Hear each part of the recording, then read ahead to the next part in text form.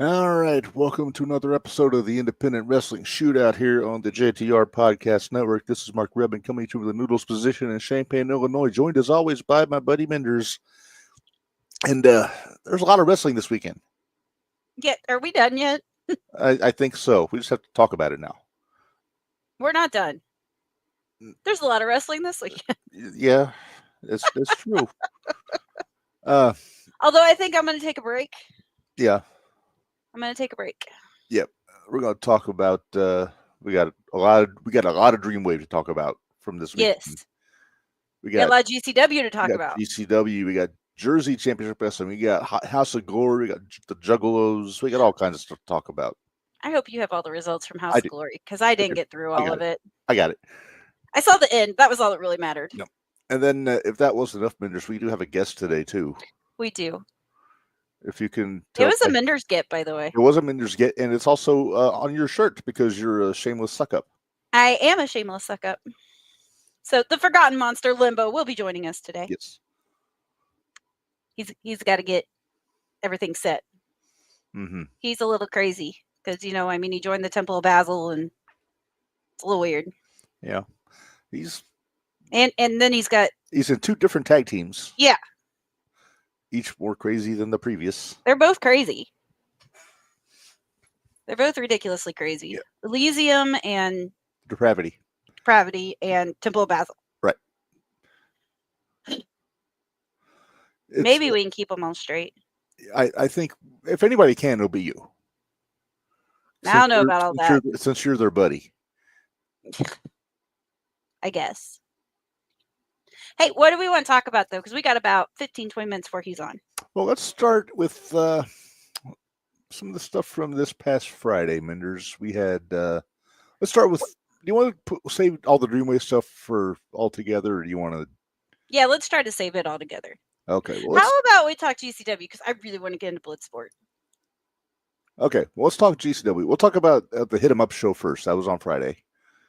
Oh, was it on Friday? It was on Friday. Was it before Bloodsport? Yes. Okay. Bloodsport was during the day on Saturday. Okay. Evidently, you didn't watch it live, but that's all right. I did. No, remember, we all watched it at my house. We started watching it after SummerSlam. I started watching it live, and then I had to leave to go over to your house with the boys. Watch. Sorry. No, you're fine. You're fine. You got curly cues. Shut up. I did, and my wife got a sugar overdose on that flipping milkshake. Oh, I know. You think we can get Curly Q's to sponsor us? I don't know, maybe. I know I made a mockery out of my horseshoe. I see 2 pieces of bread and 2 patties. I make a sandwich out of it, damn it. It's all right. Nobody's listening to us yet, so we're good. Yeah. All right. Anyway, GCW. Friday night. I enjoyed this show. Just going through the results here. Match number 1 was 6-man tag. YDNP, Price and Oliver teamed with Teriyaki. Yeah, I groaned. I'm not gonna lie. I groaned. Yeah. Well, I groaned for a different reason. They beat Gringo Loco. I knew you'd be upset. Cappuccino Jones and Jack Cartwheel. I knew you'd be upset. Yeah. Post match. Was it Napier and Otis came out after the match? Yes. Yeah, and then the Hardys came out as they were announced. They didn't have a match or anything, but they came out, made an appearance. We thought they were going to have a match. I wondered if they were going to be Shotzi's partners. Yeah, but they were not. They were not. But so the Hardys came out. They dropped Napier and Otis, and then put the champs over. Which I thought they were going to drop the champs too, but what do I know? What do we know? All right. Match number 2. I know you were paying attention to this one, Minderz. For the Jersey Championship Wrestling World Championship, Masha Slamovich retained over Gary J. Holy crap. That match was a lot of fun. It was a lot of fun. And Gary was a busy guy this weekend. He was. He had a match on Friday and on Sunday. Yep. But we still can confirm he was not in the front row at SummerSlam. No, that was not him. He was in the neighborhood. Right. All right. 6-man, trios match, we'll say. Matt Cardona teamed up with Smart Mark Sterling and Tommy Invincible. And Mark Sterling was in full cornet mode with the long johns and the trunks and all that stuff. So he got points with me. Yeah. But they beat Shotzi Blackheart, and her mystery partners were Deonna Purrazzo and Matt Tremont. I was like, there's my big teddy bear that I love. I like that, Matt Tremont. Yep. I think our hottest fight for the evening was the fourth match of Minderz. One called Minderz beat Steve Macklin. They beat the shit out of each other. Yeah. And after the match, I guess this was in Macklin's hometown, which I didn't realize. Yeah, they were talking about that. But after the match, Macklin got on the microphone and said he's going to be making more appearances in GCW going forward, which is exciting because I like that Steve Macklin. Yeah. And I wondered if he was going to think that because Deanna's been making a lot more shots there too. So, I mean, somebody's got to book her, right? Yeah. But that's neither here nor there. Match number 5, Billy Starks beat Atticus Cogar. That surprised me. I got to call that an upset. Yeah, I was surprised by that. And it's not that I don't trust Billy. It's just, and holy crap, how much blood came from her head? Dear God, it was a lot. A lot. Atticus likes those skewers. I think he sharpens those skewers before the match. It's ridiculous. It kind of is. Speaking of pointy things going into somebody's head, Minderz, the 6th match was the tag team death match. Emerson Jane and Drew Parker beat the Rejects, Johnny Murdoch and Reed by God Bentley. And a lot of more dart usage than I care to see in a death match. Yeah, if I never see darts used in a death match again, it'll be too soon. No, damn British darts. Yeah. Carson made it. He's here. Cool. Let's see. The 7th match, semi-main. Effie defeated Crowbar to retain the world championship. How good did Crowbar look? Holy crap! I was just gonna say that because Crowbar looked really good. I was proud of him. I thought he looked really good. Well, the dude's a chiropractor, so he knows how to take care of himself. Yeah. But it was the fuckery after this match that got to me. Go deeper. Well, Pondo comes out, talks about how they're all a bunch of shitheads, and yeah. Well, they had a match about 2 hours after this. They had a JCW show. Juggalo, not Jersey. Right, Juggalo, not Jersey. Thank you for clarifying. Yep. But you had Too Tough Tony, you had Mickey Knuckles. God knows how many other ones, because there was probably the Backseat Boys were probably there. No, I'm sure they were. There's 30 people in the ring all at one time. Mm-hmm. You couldn't tell who. Did you see Gary J came out to support GCW though? He was on GCW side. He knows where his bread's buttered. Yeah, he does. I saw him go out there. I was like, oh, look, he's helping Effie. So it was. I think it was a last minute promotion for the Juggalo. What's the name of the show? Where's it at? Powder Keg show. Yeah. Well, then too, the funnier part about that was Brett Lauderdale saying, "Y'all have free tickets for the show tonight at midnight." And I was like, "Oh shit." Yeah. I imagine the fans probably just hung out between shows and drank and made merriment and all that stuff. Oh, I'm sure they were nice and toasty come midnight. Sure. And probably a little bit high. But anyway. No, you wouldn't think that, would you? No. Minderz, we still have a main event to talk about. Another death match, tag team death match again. I didn't think this was going to be a tag team death match. I think it was supposed to be Slade and Dr. Redacted. It was. But then Bear Bronson came out. Yeah, and then Mr. Danger came out. Yeah. And you made a point to me in the chat. It's like you didn't think you'd like Bear Bronson and Slade as a team. I love them as a team. I think they work well together. I think they play well off of each other. Using that term very loosely. Mm-hmm. Well, usually Slade's teaming up with Charles Mason, but Charles was at the House of Glory show. Right. So, but I liked that tag team a lot, actually. Does anybody do Crazy Eyes better than Slade? No. Absolutely not. Oh, we'll talk more about Slade when we talk about Bloodsport too. Oh, dude, his back though. Oh, yeah. Watching it at Bloodsport, I was like, oh, so much glass. Mm-hmm. And you know what bothers me? I know we talked about we were going to go GCW shows whenever, we were talking about going to all the indie shows whenever WrestleMania comes to Indianapolis. If we go, I am not standing that close to the ring while they're having a death match. I'll get you some safety glasses. Please do, because I ain't doing it. I don't want to have glass stuck in me. Or a suit of armor. I'm going to have to if there's death match. Holy crap. You bringing Mama with you? Hell no.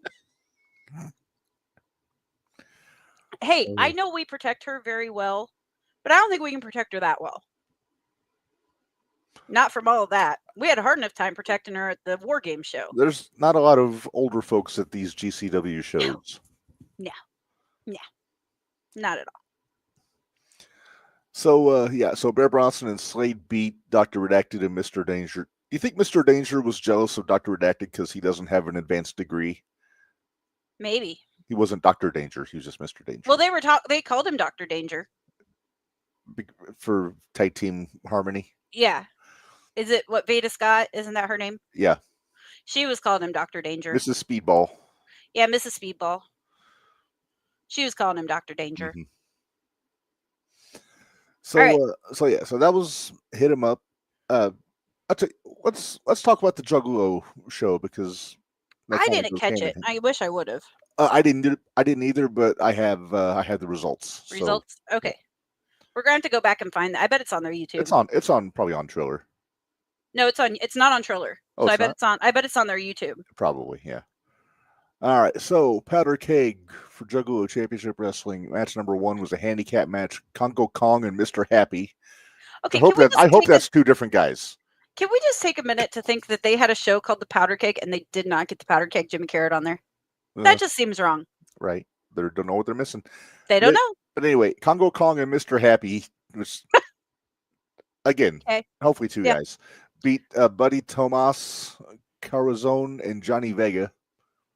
Okay. All right. Match number 2 was a women's number 1 contenders match. Holly Hood, Haley J beat Christina Marie. Okay. I'm familiar with Holly Hood, so. Number 3, Mecha Wolf from La Rebellion in NWA, teamed up with Damian Sace. But he beat Matt Cross. Son of a bitch. You don't know who this guy is, but you hate him. Nope, I hate him. He beat Matt. So that's enough for me to hate you. Just saying. All right, number 4. Hey, Big Al was on this show. Alice Crowley. I knew she was. She does a lot of the Juggalo stuff. Yes. Well, she teamed up with J.P. Grayson and Shane Mercer in a 6-person tag match, and they beat Cocaine, Magistrate Mike, and Stephen Flo. Okay, I think I've heard of most of those guys and have seen them, but I did not see them. Now, in the results I got, they spelled cocaine like cocaine, C-O-C-A-I-N-E, but I wonder if it was Cocaine, the Kane character that they have. It is. Okay. It's the Kane character. Okay. I'm pretty sure. Yeah.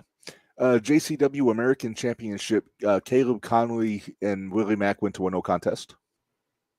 Okay. Juggalo, as they call him, Willie Mack. Yep. Match number 6, the GCW World Tag Team Championship. So Price and Oliver had another match on this night, but they beat the Outbreak, which is Abel Booker and Jackson Crowley, to retain. Jackson. There's a blast from the past for you, Minderz. Yep, I know Jackson.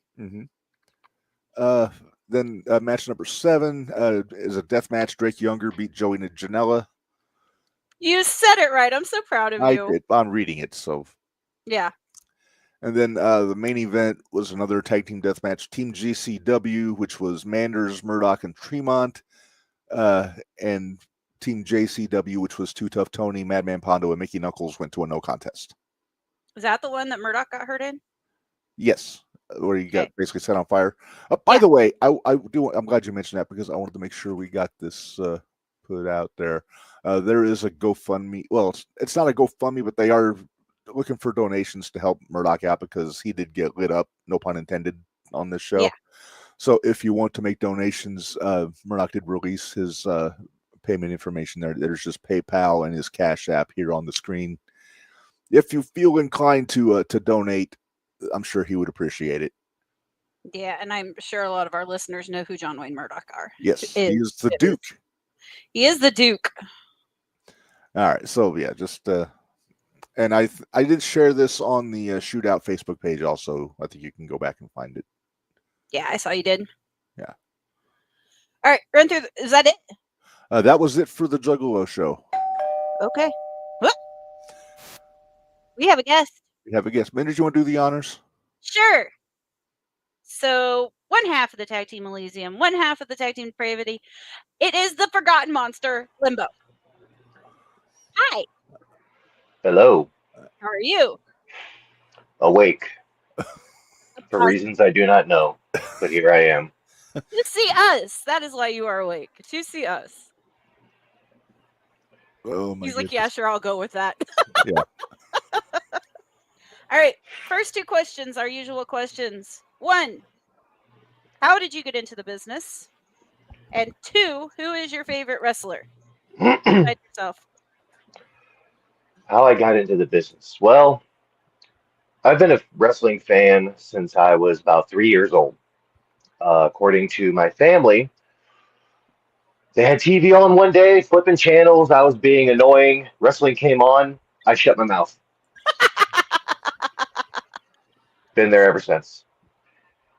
As for getting into the business, so like other of us idiots back when we were much, much younger and more impressionable, I used to do the backyard wrestling stuff. And I met some people through that who worked on the independents. And somehow that translated into a flyer getting put up at the job I was working at. And so I contacted the promoter, a guy named Colonel John Tempe, who has had some controversy in the past, rest his soul. Contacted him and I was like, hey, I want to do this. How do I do this?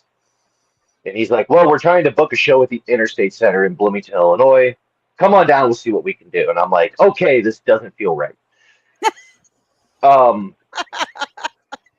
So about a week before the show was canceled. This is in March of 2006. Show gets canceled. That sucks. Right. Then he calls me and he says, hey, we're doing a new show down in Granite City, Illinois. Want you to come down and I'm going to put you on the show. And I'm like, sir, I've never touched a wrestling ring before. What are you talking about? And he said, well, I see something in you. I want to give you a shot. And I'm like, this is only going to end badly. So I showed up March 21st down in Granite City and showed up at the Armory, which scared me because no one was there. And I'm like, okay, did I just get ripped? This sucks. Right. And then the ring pulled up and I'm like, oh, this is real. Here we go. And so I started training before shows for about a year. And that's how this whole thing started 19 years ago. I'm doing the math in my head. Hold on. Go ahead. No, 2006. Yeah. 2006 to now, 19 years. And in case it's wondered, my trainer, he is kind of persona non grata for things that he did, which is why I don't talk about him much. His real name, shoot name was Brian McGee, wrestled under the name The Future Donovan Ruddock or DT Porter in the WWE briefly. He is currently serving a life sentence in Florida for murder. So we don't talk about him, but if you ask anyone in this area who's been around for a while, ask them about Future, they're going to give you two looks. One look is of, hey, that was the guy that should have went somewhere, and then it's the, oh, and then there's that. Uh-huh. To answer your second question about my favorite wrestler, that is not a singular answer. We're used to that. It never is. So I'm going to give you the two of each kind of era, if that's appropriate. Yep. Starting off, it was Jake Roberts and Raven. I was never one who went for the big titans. I was never one who fell into the glitz and the glamour. I liked the guys that scared the crap out of me. And they both looked like they could beat the hell out of me, and they scared the hell out of me. So Raven and Roberts. Moving up to Edge and Jeff Hardy because they were cool as hell, and I loved the style. Mm-hmm. Then I started watching more of the independents, especially Ring of Honor, PWG, and Chikara. And I fell into watching a lot of Low Key and Hollow Wicked. as well as I got to always throw it out to Delirious. Oh, Delirious. And I'd say most recently, the Beast Mortos is one I really, really enjoy watching. And huh? That's not right. I'm sorry. Say it Cornette again. calls him Can't Frank hear the ya. Lawyer. Gotcha. And I guess because even though he's very, very popular these days, I've still always been a fan of Penta. Yeah. But I mean, there's been a lot of Lucha Underground Penta. I mean, Penta as a whole, but yes, especially Lucha Underground Penta. He was a freaking machine back then. Mm-hmm. That's my favorite Penta. He brought something different and something unique, and I really liked what he brought to the show because it was more guttural than just wrestling. Mm-hmm. It reminded me of the old Jake Roberts, the old Raven. It reminded me of people like the tenacity and intensity of people like Shamrock, and people like that who just brought more of an authenticity than just doing cool stuff. Yeah, he snapped your arm and you were actually out for 2 weeks. Exactly. So this is It's me and Delirious in 2008. Hell yeah. He stole my hat at one point on that show and ran around with it. I don't blame him. No. Okay, so I'm going to ask a question that's probably maybe a little out there. But how did we come up with the name Lim-Bo? I'm just curious. So, to get a little personal, I have to explain the story. We all fight demons. We all have our issues. To be a wrestling fan, to be a wrestler, there's got to be not much working up here in the right direction. Wires got to be crossed somewhere. Yep. And that's been a problem for the majority of my life. Now, I've wrestled under many names. I've been many different people. None of it ever felt true to myself. It felt either I was just putting on a mask, I was putting on the gear, I was doing whatever. Never felt right. My personal life, I was just as much of a terror in the ring as I was to humanity. And that starts to build up, it starts to grow, it starts to become a fungus in your head that you can't get rid of. It sinks its roots in, it locks its horns in, it's just stuck there. And when you start to finally realize, hey, going along the wrong path, then you got to fight it. And, you're trying to fight down a demon with a toothpick. As time went on, I started to develop this feeling. This feeling of just being trapped in a maze that doesn't have a beginning, it doesn't have an end, but it's there and I'm somehow stuck in it. And I used to refer to it as being trapped in purgatory or feeling misplaced. A couple years back, a very hectic and heavy-hearted situation happened in my personal life, and that feeling just stopped going away. It just sat there on my chest, on my shoulders, on my head, everywhere. It was there no matter where I looked.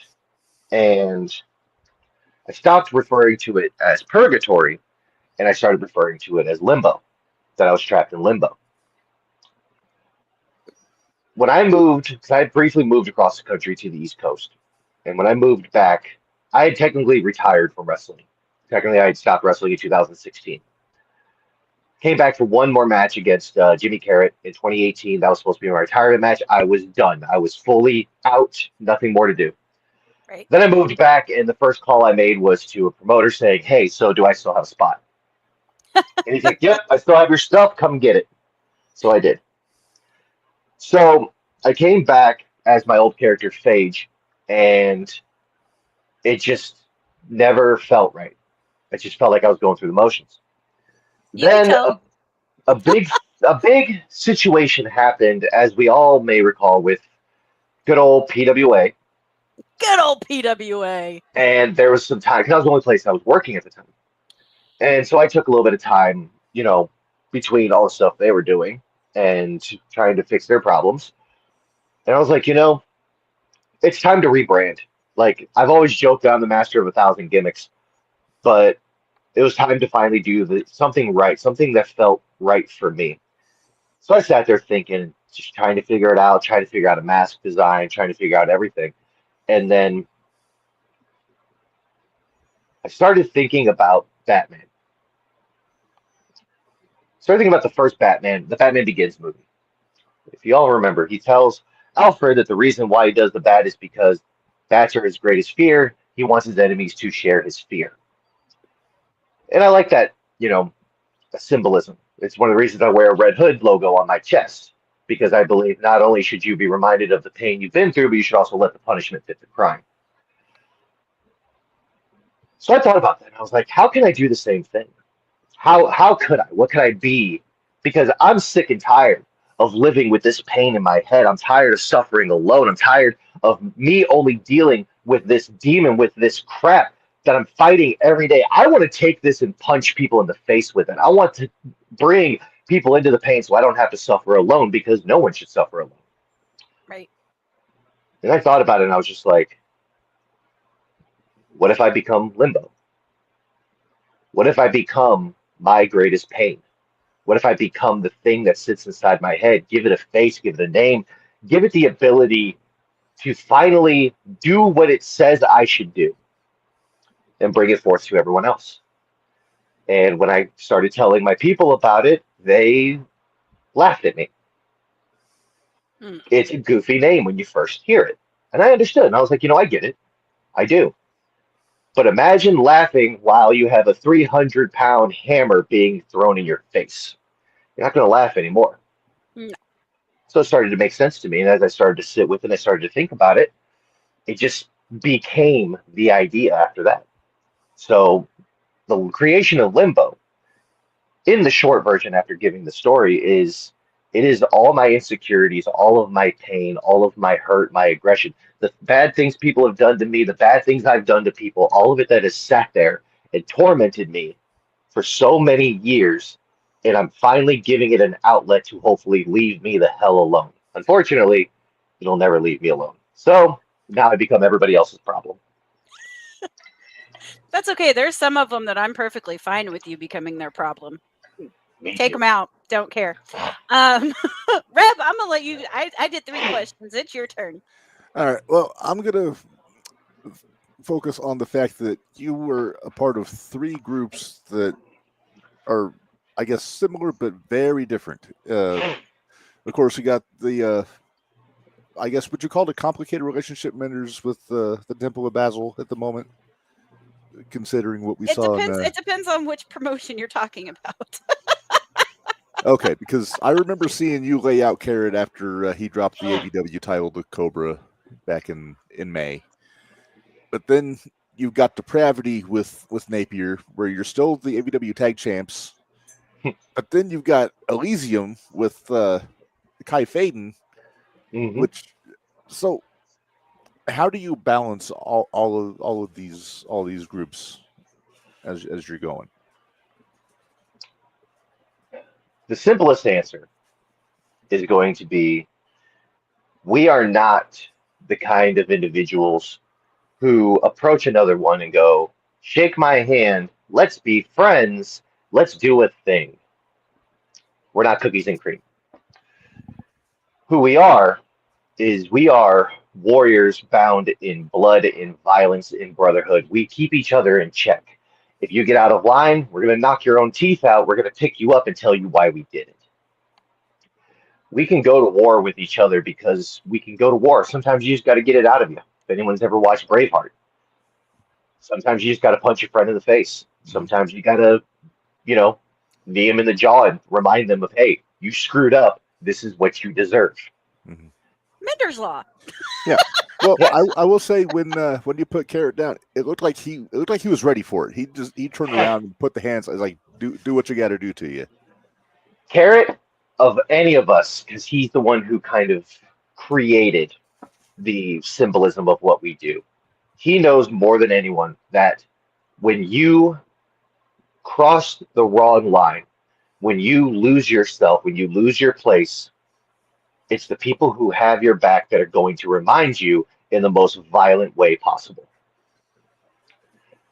What Carrot decided to do when I confronted him, he knew that what he did was wrong. He lost. It does happen, unfortunately. Losses are a part of battle. Losses are a part of life.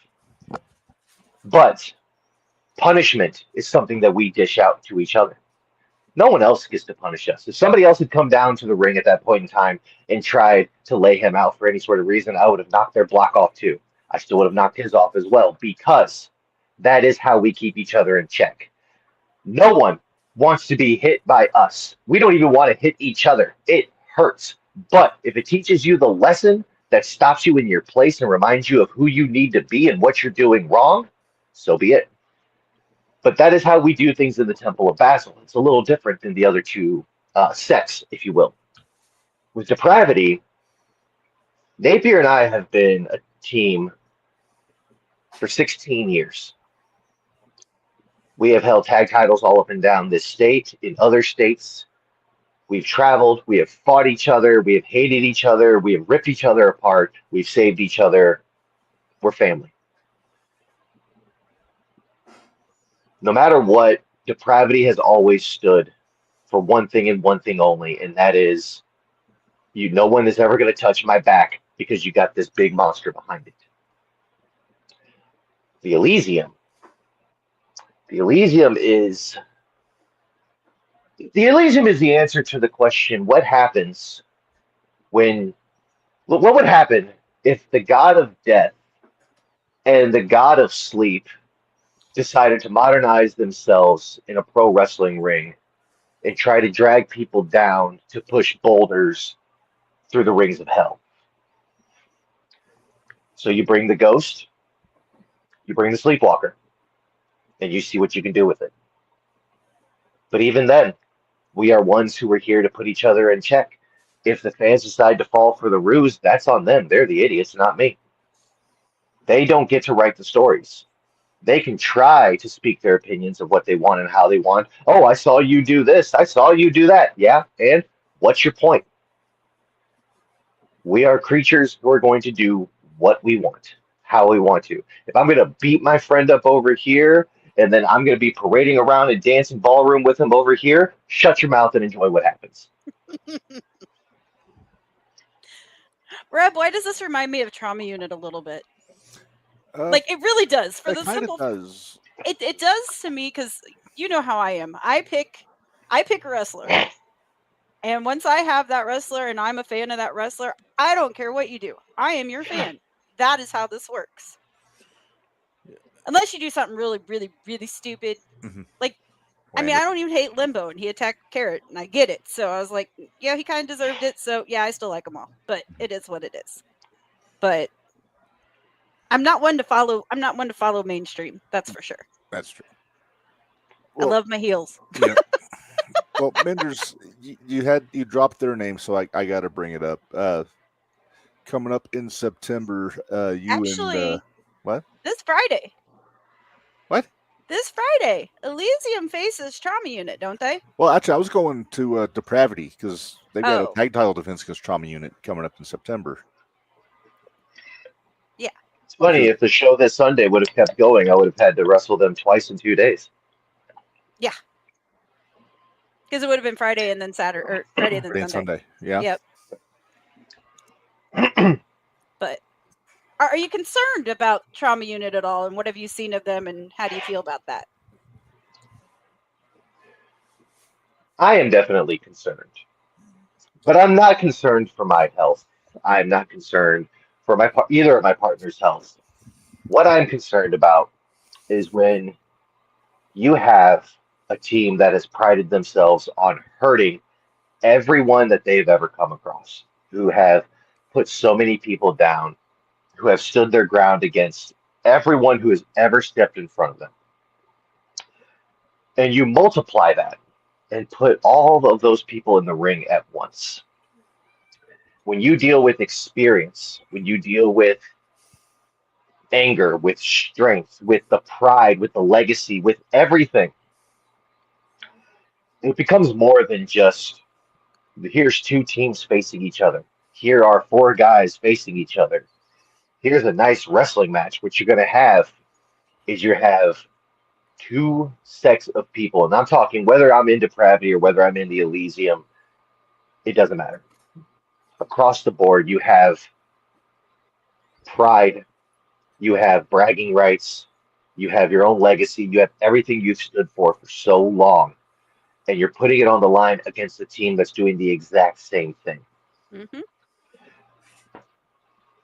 In the time I've been around, I've watched a lot of teams come and go. I've watched a lot of people rise. I've watched a lot of people fall.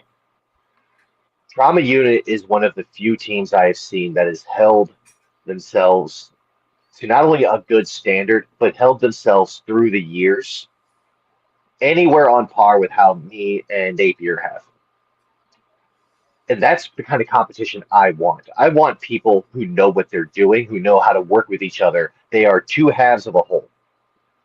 And even when I face them tomorrow, or not tomorrow, I'm sorry, on Friday as the Elysium, Kai is just another one of me. He's another half of me. The only similarity between all these is going to be Trauma Unit and me. And I've got nothing against them. I've got nothing but respect for them. I've been in locker rooms with them. It's a nice time to see them. I love watching them do business, which is why I know how much fun and how painful it's going to be when I have to bring the business right back to them. And it doesn't matter on which way it's going to be. I know it's going to be hard hitting. I know someone's getting thrown around. I can't even tell you who it's going to be because they're not a slouch team. They're not like these throw together people who it's like, oh, let's form a team, and then the next day they suck. They are people who genuinely balance each other. Mm-hmm. And that's the way a tag team should be. If you can't, you're literally just wasting time. They're cohesive. We're cohesive. They got their moves. We got our moves. It's just going to be a matter of who holds out the most at the end. The mistake, though, is that I do have them this Friday with Kai, which means I get to do the scouting. Mm-hmm. And then when I see them next month, if I see them next month, then they've got to deal with the big bad juggernaut. And that's just going to be so much worse for them. Because I'll know Yeah, what they're capable of and be able to tell the big guy, and that's on them, not on me. yeah, yeah, yeah. It broke my heart when I saw who you guys were fighting tomorrow night, but I'm used to it by now. My favorites Well, always fight each other anymore. That's because I have taste. But the way I wherever look you at go. it is in this day and age in wrestling, especially in these areas, you're gonna have a lot of people who crisscross over. Mm-hmm.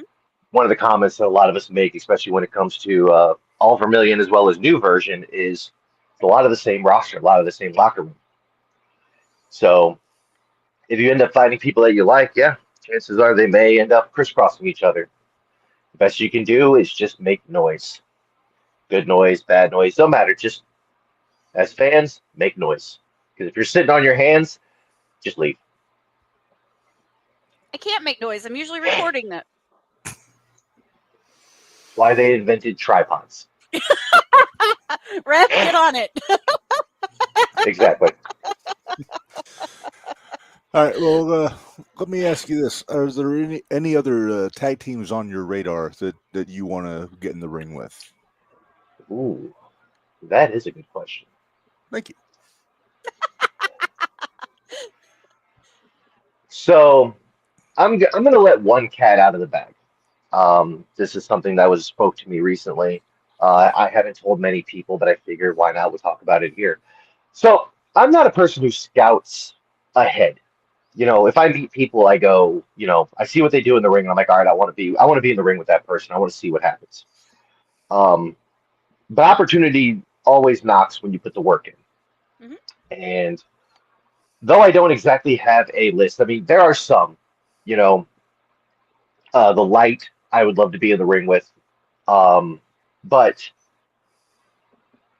coming up, I believe next year, there is a company up near the Chicago area called Flow.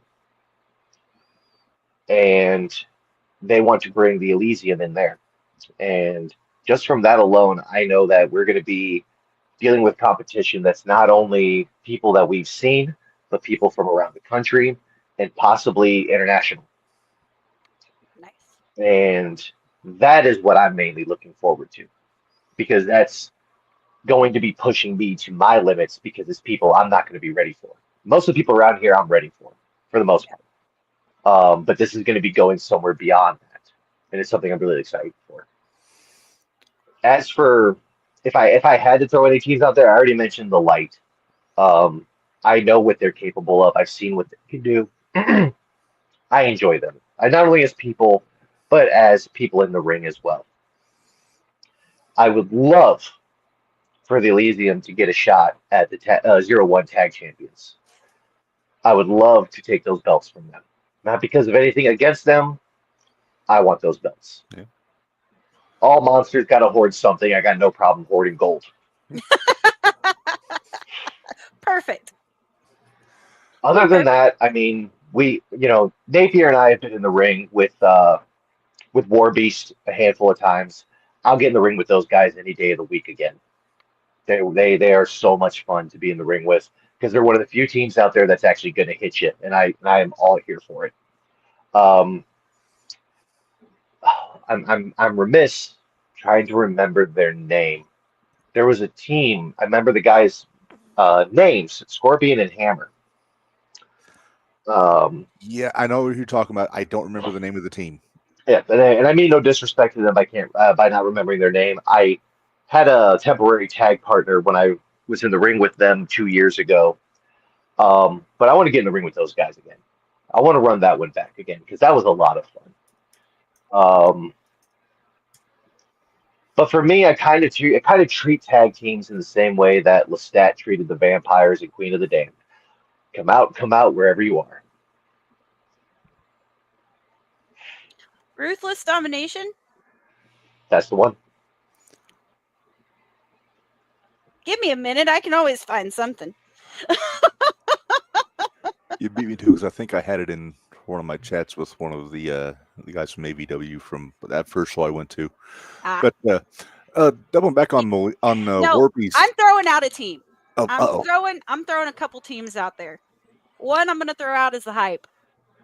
I'd love to see you guys throw them around. Don't think I'm familiar with them. They're out of, they wrestle for Dreamwave. They wrestle for Pro Wrestling Glory. It's Hybrid. Hunter Holdencraft and Gage 12 Gauge. Noonan.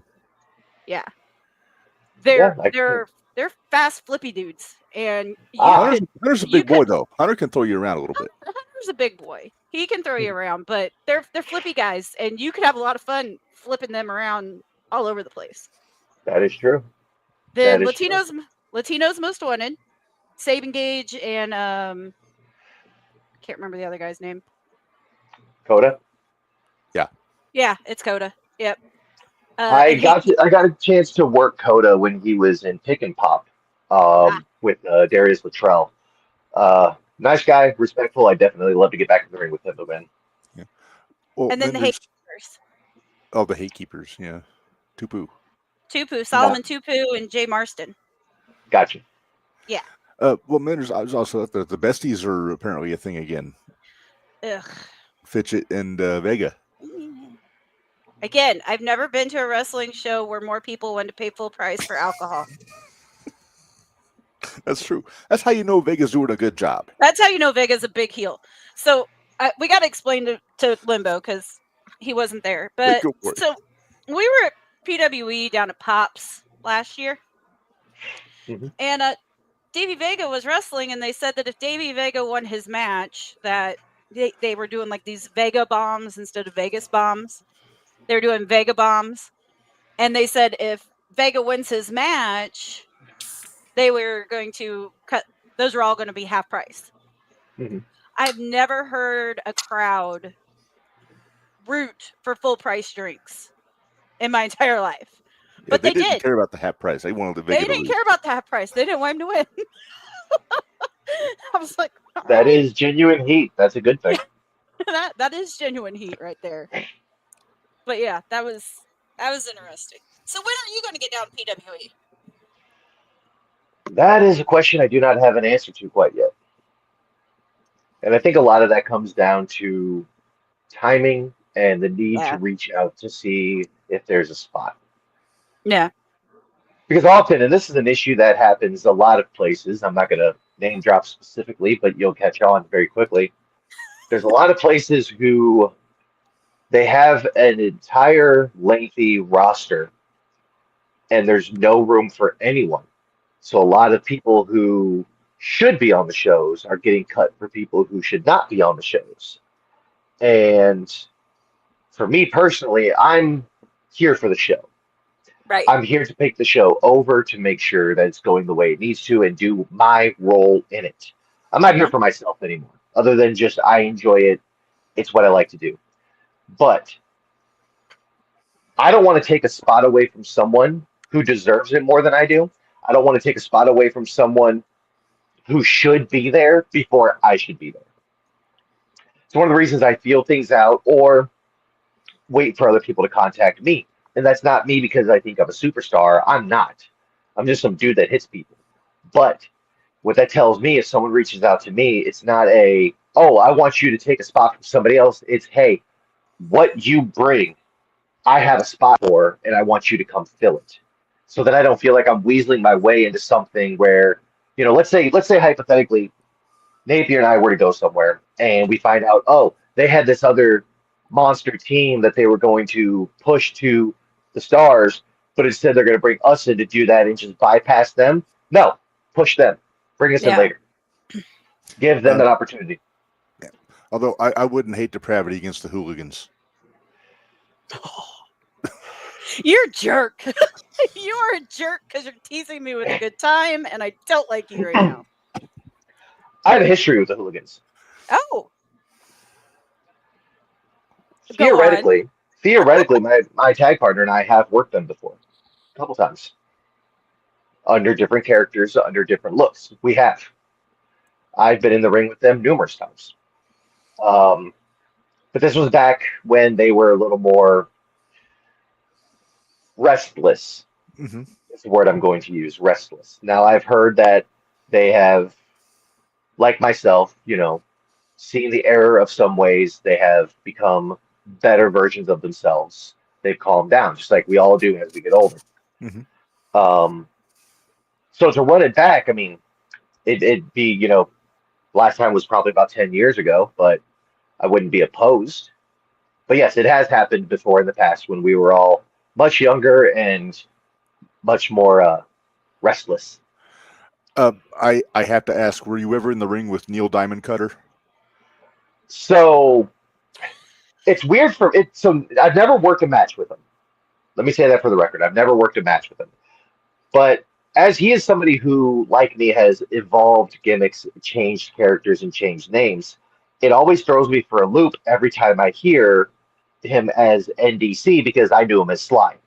Mm-hmm. He was around in my first year. That's when I first met him. Okay. And so I even, I think the last time I saw him, I still call him Sly. I don't know if he likes that or not, but it's just because that's what I knew him as. I was introducing him as Sly. Right. But no, I've never been in the ring with NDC. I've seen what he can do. Obviously, again, like I said, he was there my first year. I remember the show that almost got shut down because of him and the Dixieland Destroyer. I was there for that.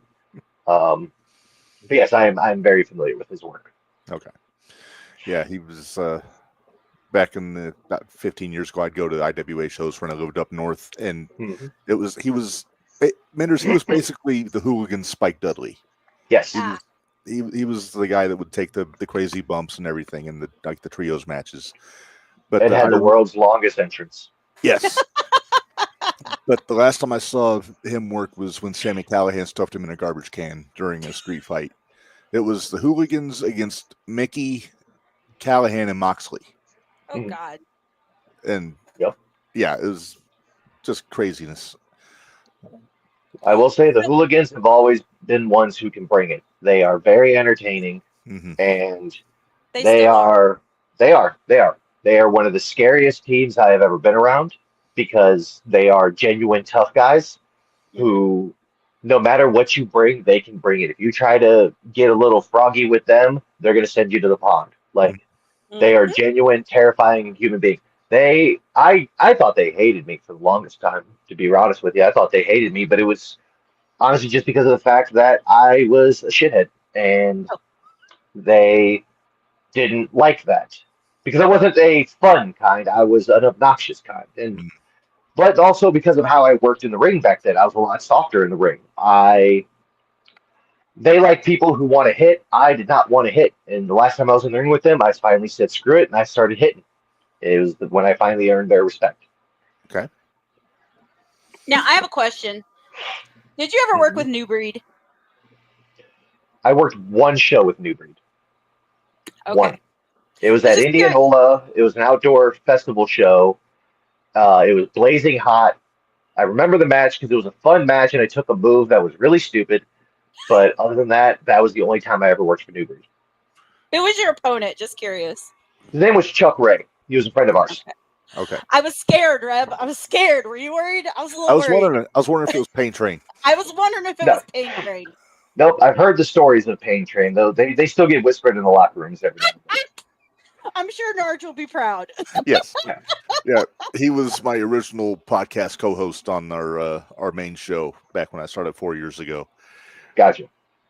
So we always have, whenever we talk about somebody who's in New Breed, we got to bring up Pain Train. I understand. To see who remembers him. Yeah, no, I never really got to work for New Breed other than that one show and maybe another show that I can't think of right now, but I was never part of their roster, unfortunately. A lot of other people were, but I was not. I've been going back through watching UWC, and there's a guy who looks awfully familiar. He looks a lot like you, except he's wearing a mask, but you know. So that would have been, well, depends. There's 3 different characters I played in UWC. Technically 4 if you want to go way back in time to the Paris days and back when I haven't gone back that far. Yeah, I haven't gone back to Paris days. I'm not even sure if they have those up still, but that was back when I used to not wear a mask. So yeah, in UWC, that was in 2012. I rejoined with them, and I was actually about to quit the business completely. I was in a bad place in my own life, and wrestling was. I had gotten blacklisted from a couple places for things I did in my personal life. Nothing too dramatic, I promise. Just me being a terrible person. And I was just ready to call it done. And it was actually Carrot who said, no, you're going to come down here with me because I'm not letting you quit. So I came down there with some thrown together gear, and I worked a match with him, and they decided to keep me around. To this day, I still don't understand what my direction was until we finally started to find something after a while. Most of it was just me getting buried, but they started wanting me to do a character where I was kind of resembling the 3 Faces of Foley. Because they wanted to turn me heel, but they didn't feel Phage was a bad guy character, and they asked if I could come up with something else. So as you watch those tapes, you will see me as Phage wearing a mask I should not have been wearing because it belonged to La Sombra, which is Andrade in the WWE now. This was before I understood more about lucha culture. And then you're going to see a rabbit. Named Oxy Cottontail. Yep. And that was a lot of fun. Thankfully, Oxy is dead and buried. One mask got ripped to shreds. The other one is somewhere in Sweden. And that, because that was a character from a bad time. But that all formulated and eventually formed into what became the Warden. Mm-hmm. And the Warden character for me was a lot of fun because I had to slow down my style, which was advice I was given by the former promoter from PWA, Guy Smith. He's the one who wanted me to slow it down and just focus more on just hitting, striking. Because I used to do a lot more. If you go back and watch almost any of my matches with Phage, I'm flying all over the place. I'm running around a lot. And when I started to slow it down, I started to find more of myself, which is why I still keep that slower style these days, even though being the size I am, I can still move. All of it was to form to that character and then eventually come to a story where I wrestled myself. Which is one of the most confusing things possible. Yes, I wrestled myself. I've seen that match. I will say it was one of the most fun matches I've ever had, but it was definitely one of those things where the crowd just kind of stood there like, huh? which is great because even being in the match, I was just like, "What are we doing? Like, what is?" Well, I I'm won't so- pull back. I won't pull back the curtain, but I know who the other warden was. So Oh, I mean, though that time's dead and gone. I don't care. It was Jimmy Carrot. there's Carrot. Yeah, because and the reason being is because he's the only person who trained with me enough and worked with me enough to understand how I move, how I do my moves. He was the only person that could mirror that. And no, I couldn't teach anybody else my movements. And it's not like mine are overly unique, but he understood them in a way that he could make them make sense where they needed to make sense. So he was the perfect bet for it. And it was, considering it was my last UWC match, it was, the perfect opponent for it. Yeah. But yeah, no, I've got no issue pulling the curtain back on past things like that because that's all dead and gone. Plus, I'm pretty sure most people figured it out, especially because that was such a terrible wig. Such a terrible wig. I'm sorry, but Carrot had some terrible hairstyles back in the UWC days. Yeah. But you know what? He was trying. And I give him credit for that. He was trying. I will. Yeah, we will say that. At least he didn't try to do the doll plugs. That's true. Hey, Reb, why don't we run through the card for Friday with Lim-Bo and get his takes? Let him do some picking. We can do that. Let's see. I mean, obviously, we know. Well, we know one of them. We know one of them. All right, so we got the Friday night fight from 01 USA in Edgewood at the grade school, right, Minderz? No, I think that's at the Edgewood. I think it's at the. That's a dojo. I think it's at the dojo. Okay, so it's at the Edgewood Superdome. All right, first up, we've got Gary J versus Noah Clover. Who did Noah piss off? We're just curious. That is a good question. This is after Gary he had Masha and he had Tremont over the weekend. Yeah. And now he's just going to take all that out on Noah. Poor Noah. Yeah. Fun fact, Gary was one of the first people I ever met in this business when I was down in Granite City. We had some heat back then because of how I was doing things versus, again, the respectful way to do things. I understand. I know he is a very tough sumbitch. So whoever Noah Clover pissed off, I'd suggest getting a loan and maybe finance your car to see if you can pay them off because you're going to hurt, bud. Sorry. Yeah, I got to go, Gary. Yeah. I got to go, Gary. Yeah, I think it's Gary. Reb, if we agree, we're going to just agree on this show. So it's just going to happen. Yeah. All right. Next up, we've got TNT Championship match: Anthony Lopez versus Quest Parker. If Lopez is DQ'd or counted out, he will lose the title. See, I think that's kind of crap, but okay, whatever. Now, I haven't seen a few of these TNT shows, Minderz. Has he had a track record of bailing or getting himself DQ'd? You've seen as many as I have here lately. I haven't had a chance to get caught up. We watch too much wrestling, Reb. No such thing, Minderz. No such thing. I'm beginning to wonder. I'm running out of hours in a day. I can only have one on my phone and one on my television for so long before I get confused. See, Get a laptop.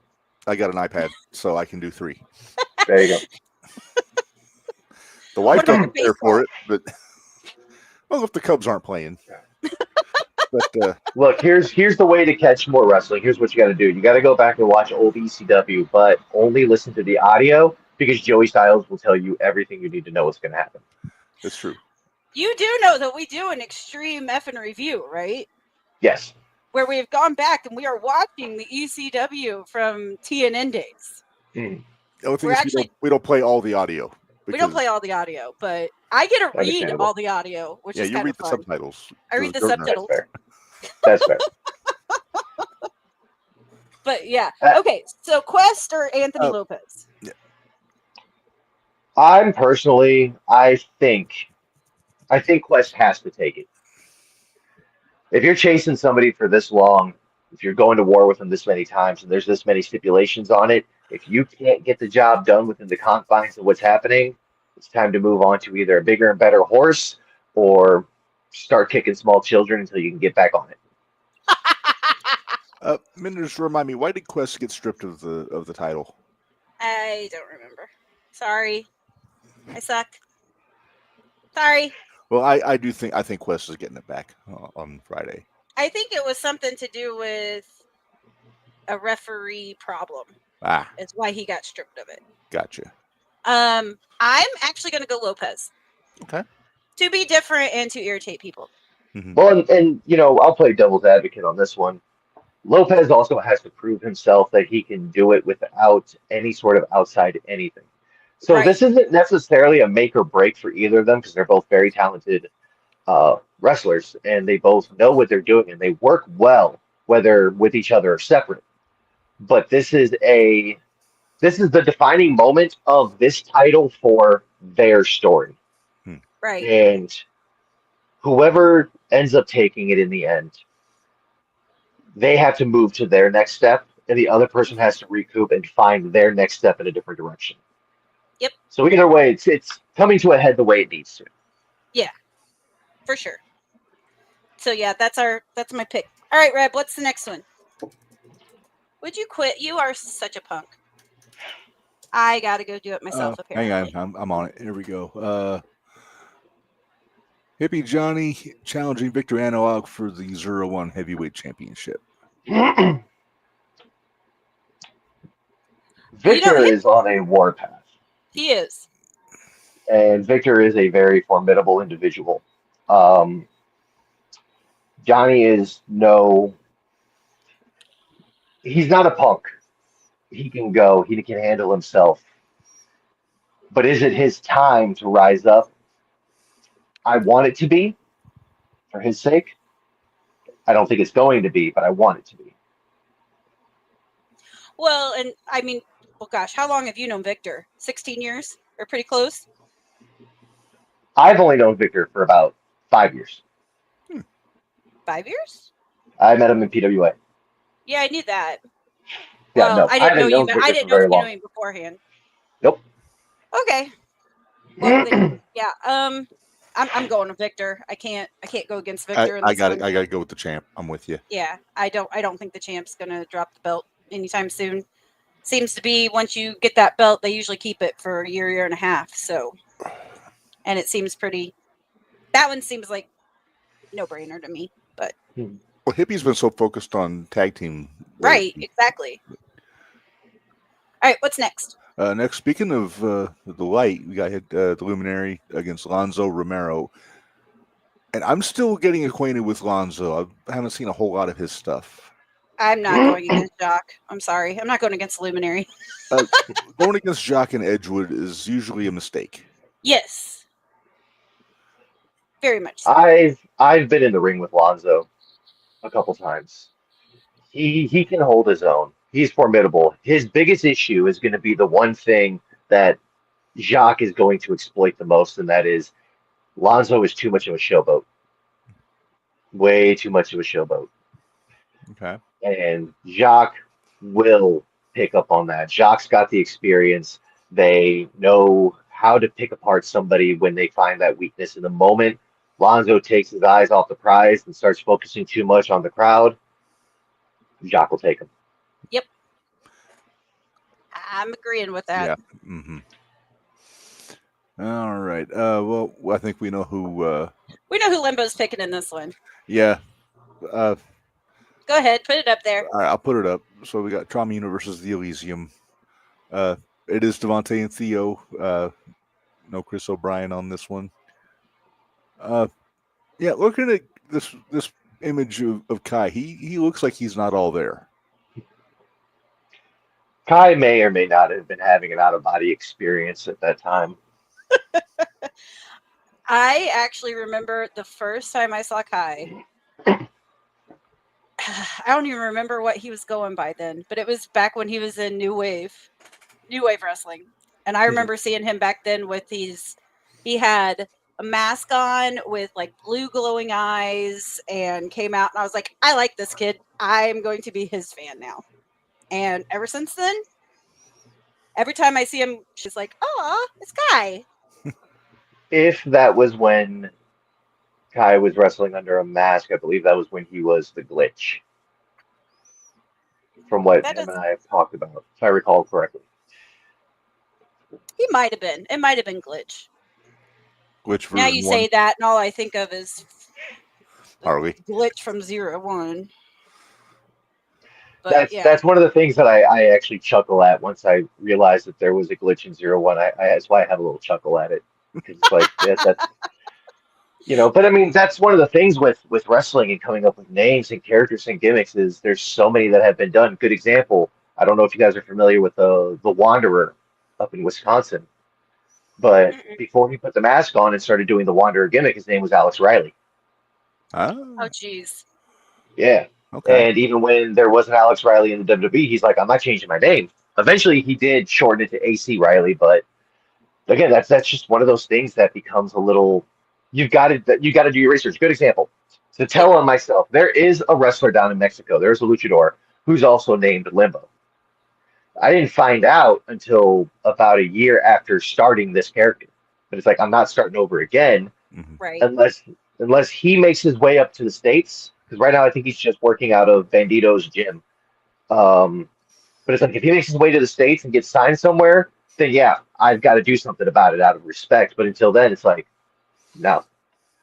You You might know, be you might come up here by the time I'm done, this Is just reminds me of how many wrestlers have the nickname the Brawler.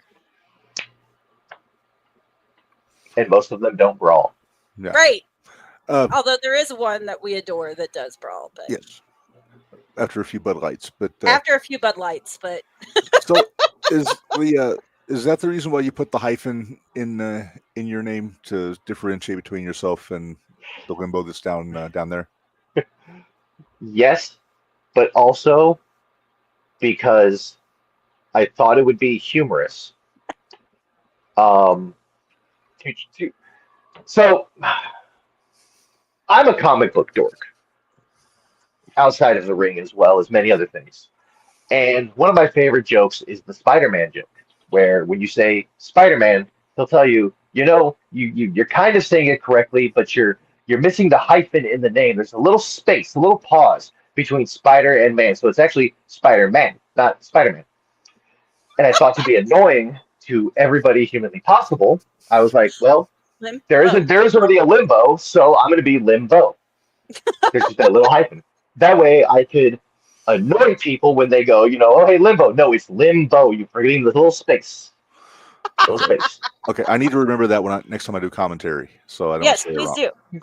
It's okay. Most of the people who put me on flyers or even announce me don't remember it anyway. And that's okay. Because again, it's my own little thing. Yeah. All right, Rep, who you picking? Trauma Unit or Oh, Elysium? put me on the spot. Ah! Well, it's hard to go against It's- Trauma Unit It is. as good as they are. But Elysium's good too. That's the problem. Yeah. This is the one that's tearing my heart up Mhm. that I have to choose between two of my favorite tag teams. I think I am.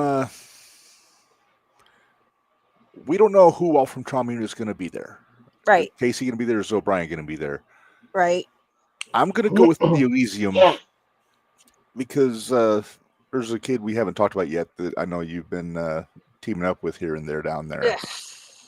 that might want to stick his nose in if he's still got one after his match. Yeah, if he still Hello. has one after his match. So I'm going to go with the Elysium. I'm going to go with Elysium. I'm going to catch hell, but I'm going to go with I don't know if Elysium. Devontae's listening. To I'm that. hoping he's not. I'm hoping I don't catch hell. So. I'm going to go with You know- Trauma Unit. What? That's bold. See, here's the thing. I know it sounds like a joke, but hear me out. Okay. I am not a creature of victories. I'm not a creature or of losses. I don't count them. I don't care about them. I'm here to hurt people. Mm-hmm. I get in the ring with Trauma Unit. I'm going to give them what I've got. I'm going to give them. They want the Forgotten Monster. They're going to get it. They want the Sleepwalker. They're going to get it. They're going to get anything that the Elysium can bring towards them. And if they happen to beat us, good. Beat us.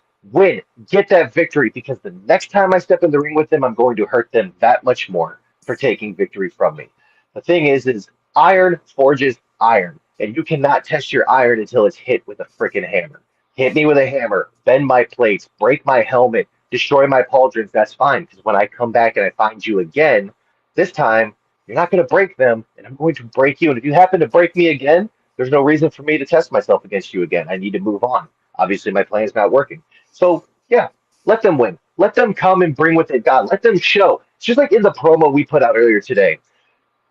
They base their name off the word trauma. Trauma is merely the symptom. We are the incurable disease. You can keep being the symptom, but you will never find an antidote for us. I like it. I believe him. I believe him. I like I said, that one just breaks my heart because those are two, like I said, my two favorite tag teams. And Devontae will get over it. He's so used to me picking against him that he won't care. Minderz, I'm putting you on the spot. Elysium or Depravity? Well, that's a win-win situation either Well, way. I would probably go with Depravity, though. just for more familiarity, because They've been a tag team longer. Yeah. So, I'm trying to would you leave your cat alone and let's get this done? Because there's still one more match. That All right. because Lim-Bo and Maybe almost an hour. Kai teamed up with this guy the last time they were at 0-1. Yeah. All right, so here we go. Logan Cavazos challenging Joey O'Reilly for the Junior Heavyweight Championship. And did you have a lot of interaction with Logan when he was under the mask doing the LDLC character? The first time I met him was the day he took the mask off. Okay. Well, I gotta say, I like what I'm seeing out of Logan these days. We like him as a little shit scared heel. It's fun. You know, wrestling could do so much better for itself if people were unafraid to act like cowards. Mm-hmm. There are too many people trying to be, the big bads. Mm-hmm. Logan's tactics of constantly running, trying to avoid the fight. The kicker for all this is he's got his youth. He's got all that younger energy. So when he's running away from those of us who've been around for so long, it's like after a while, we get tired.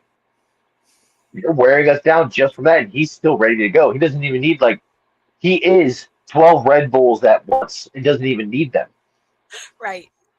And the thing is he's been training for a long time with Joey. Joey's always been his mentor, his trainer, the one who's helped him along the way. No one's going to know how to get to Joey better, especially when you're showing a different side of yourself. Mm-hmm. Each time that they've been in the ring with each other, it's always been when Logan was trying to be LDLC. He was trying to impress his mentor, his trainer. The Logan that is out now is the unpredictable element that Joey has to overcome, even in all his years of experience. Can he overcome what he was not prepared for using that experience, or is Logan going to have the edge to finally go beyond his mentor and his trainer and show who he is? And in my opinion, that's why I'm hoping it's Logan. Red? I do think that he is going to get there, but I don't think it's going to be Friday. I'm going to go Joey. You think I'm going to pick Joey? You think he is your bestie. He is not my bestie. Look at the face. Look at my face. I look so disturbed there. He is not my bestie. Then why do you have his hat? Because you bought it. Well, you lost a bet. So yeah, no. I'm gonna go with Logan. There's something for you. But Lim-Bo, we have kept you almost an hour, and we did not mean to. But I have one final question. And Reb, if you have one, that's fine too. No, you're good. I want to know, what was it like getting in with the prodigal son, CMC? Because we've only known him as the prodigy. We have not seen him as the prodigal son yet. Oh, CMC. I remember many years ago when I first met CMC, I looked at him and I was just like, here's another guy who's just another guy. And I watched him be the prodigy. I watched him do what he could. And the unfortunate thing is, nothing ever stood out. Nothing ever spoke to me of, this is a guy who I want to pay money to see. He's just a person who is here. He's got the talent. He's got the merit, but there was nothing special.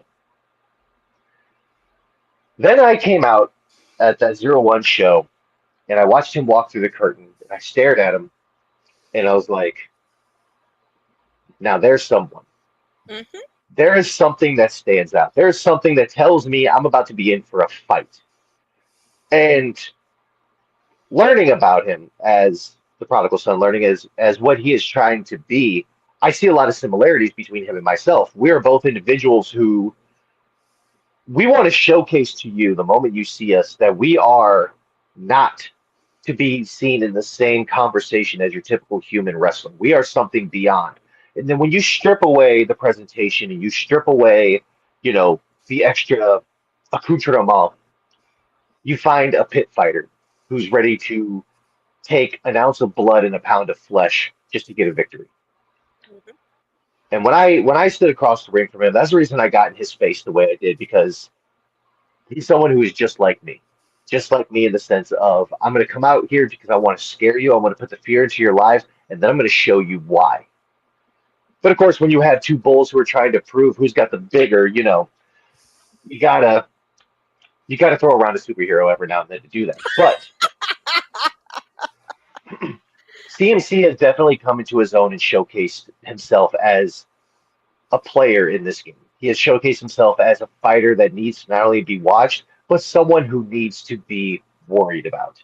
Because you look him in the face, you can't trust that man. You can't trust that man in the ring. You don't know who's going to hurt, what he's going to do. He might pick up someone and throw him at him. You don't know what he's capable of. He might cut your beard off. He might cut your beard off. He did to Reb. See? It happened. When you've got an unpredictable element and you're trying to figure out what makes it tick, don't be surprised to find out that you are the actual experiment and they're just waiting for you to move. And that's what I see from CMC. That's interesting. Like I said, we haven't seen him since he's been the prodigal son. So I'm excited to see where he's going with this, because I did like what I saw from when I saw your guys' match. So I'm interested to see where this goes.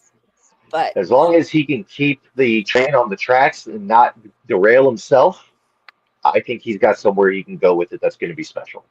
Yeah. Well, Lim-Bo, where can everybody find you on your socials? Oh, Jesus, do I have socials still? I really got to remember to update these things. So the main two places is going to be Instagram at The Forgotten Monster, and on Facebook I do have a fan page. I believe it's under Lim-Bo Wrestling. I don't remember currently because it is, I don't check it often. Thank you. Yeah. It's Lim-Bo Wrestling, The Forgotten with Monster. the hyphen. There we go. With the hyphen. With the hyphen. Don't forget the hyphen. The hyphen is important. Those are mainly the only two places. I know Kid Riot likes to post up some of my videos when I'm on shows with him, so that's a place on YouTube you can find them. Eventually, I'm going to catalog and find all of my matches and put them somewhere, but that requires effort that's just not in the books this week. Maybe next. I'll have to look, because I think I might have some of your matches. You just might. From your Phage days, actually. That was a good time, but I had no idea what I was doing. Well, I will say, you were the first time I did commentary was the day you wrestled Maliko in Oakwood. So it was interesting, and I've actually used that video to send it off to try to get other bookings. So, you guys want a little secret about that match? What's that? I was injured. Really? I was severely injured that match. Couldn't tell. I will tell a story. So the night before, some of you may remember, or maybe, it was the night before, I believe. It was 0-1 War Games. Oh. Yep. Yeah, so there. Before the show, Mr. Kennedy was there and was doing a seminar. I'll tell you the main thing I learned from that. Use ChatGPT for promos. That's basically what he mainly pushed. I wish I was joking. So when we did the in-ring seminar, the first thing that we started with was corner work, just going to all four buckles and working. So, of course, naturally, it was me and Carrot. Of course. And we went at each other like demons, as we're going to. The very end, he hit me with a big punch, and I like to do a thing where I take a shot, and I'll throw my legs up in the air, and I will land sitting in the corner. Just the thing I like to do. So I went to do that, and Carrot went to step away as I was coming down. He tripped over my leg. Carrot is solid muscle. And when you have a Jimmy Carrot going one knee directly onto your thigh with all of the weight in the world, it tends to cause a hematoma. Mm. Oh. So it swelled up immediately, and I could barely move my knee. I could barely move my leg. I still finished the seminar, which involved running, doing drop downs, and such. I still finished it, but I could barely walk. It was bad. And I still went out there and did the Rumble match, Mm-hmm. and it hurt a lot. Especially when I got clotheslined over the rope by Frank Wyatt and landed on my feet. Mm. Ooh. So the next morning, I woke up to prepare for my day job as well as AVW, and I could barely bend my leg. It was swollen up. There was a knot.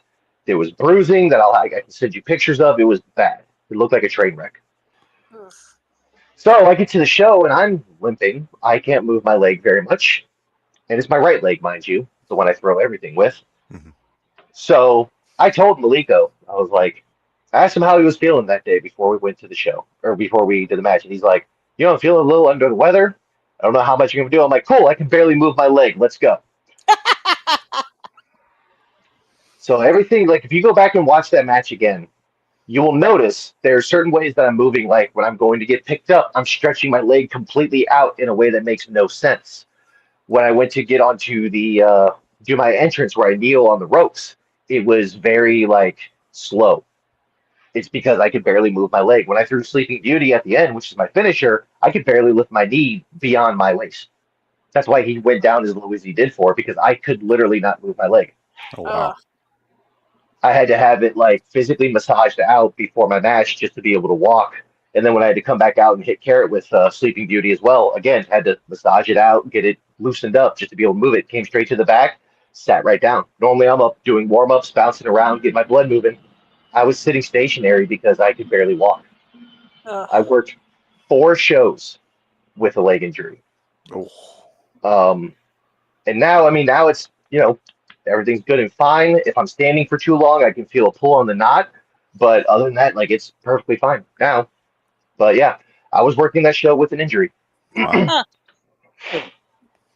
That's crazy. That All sucked. right.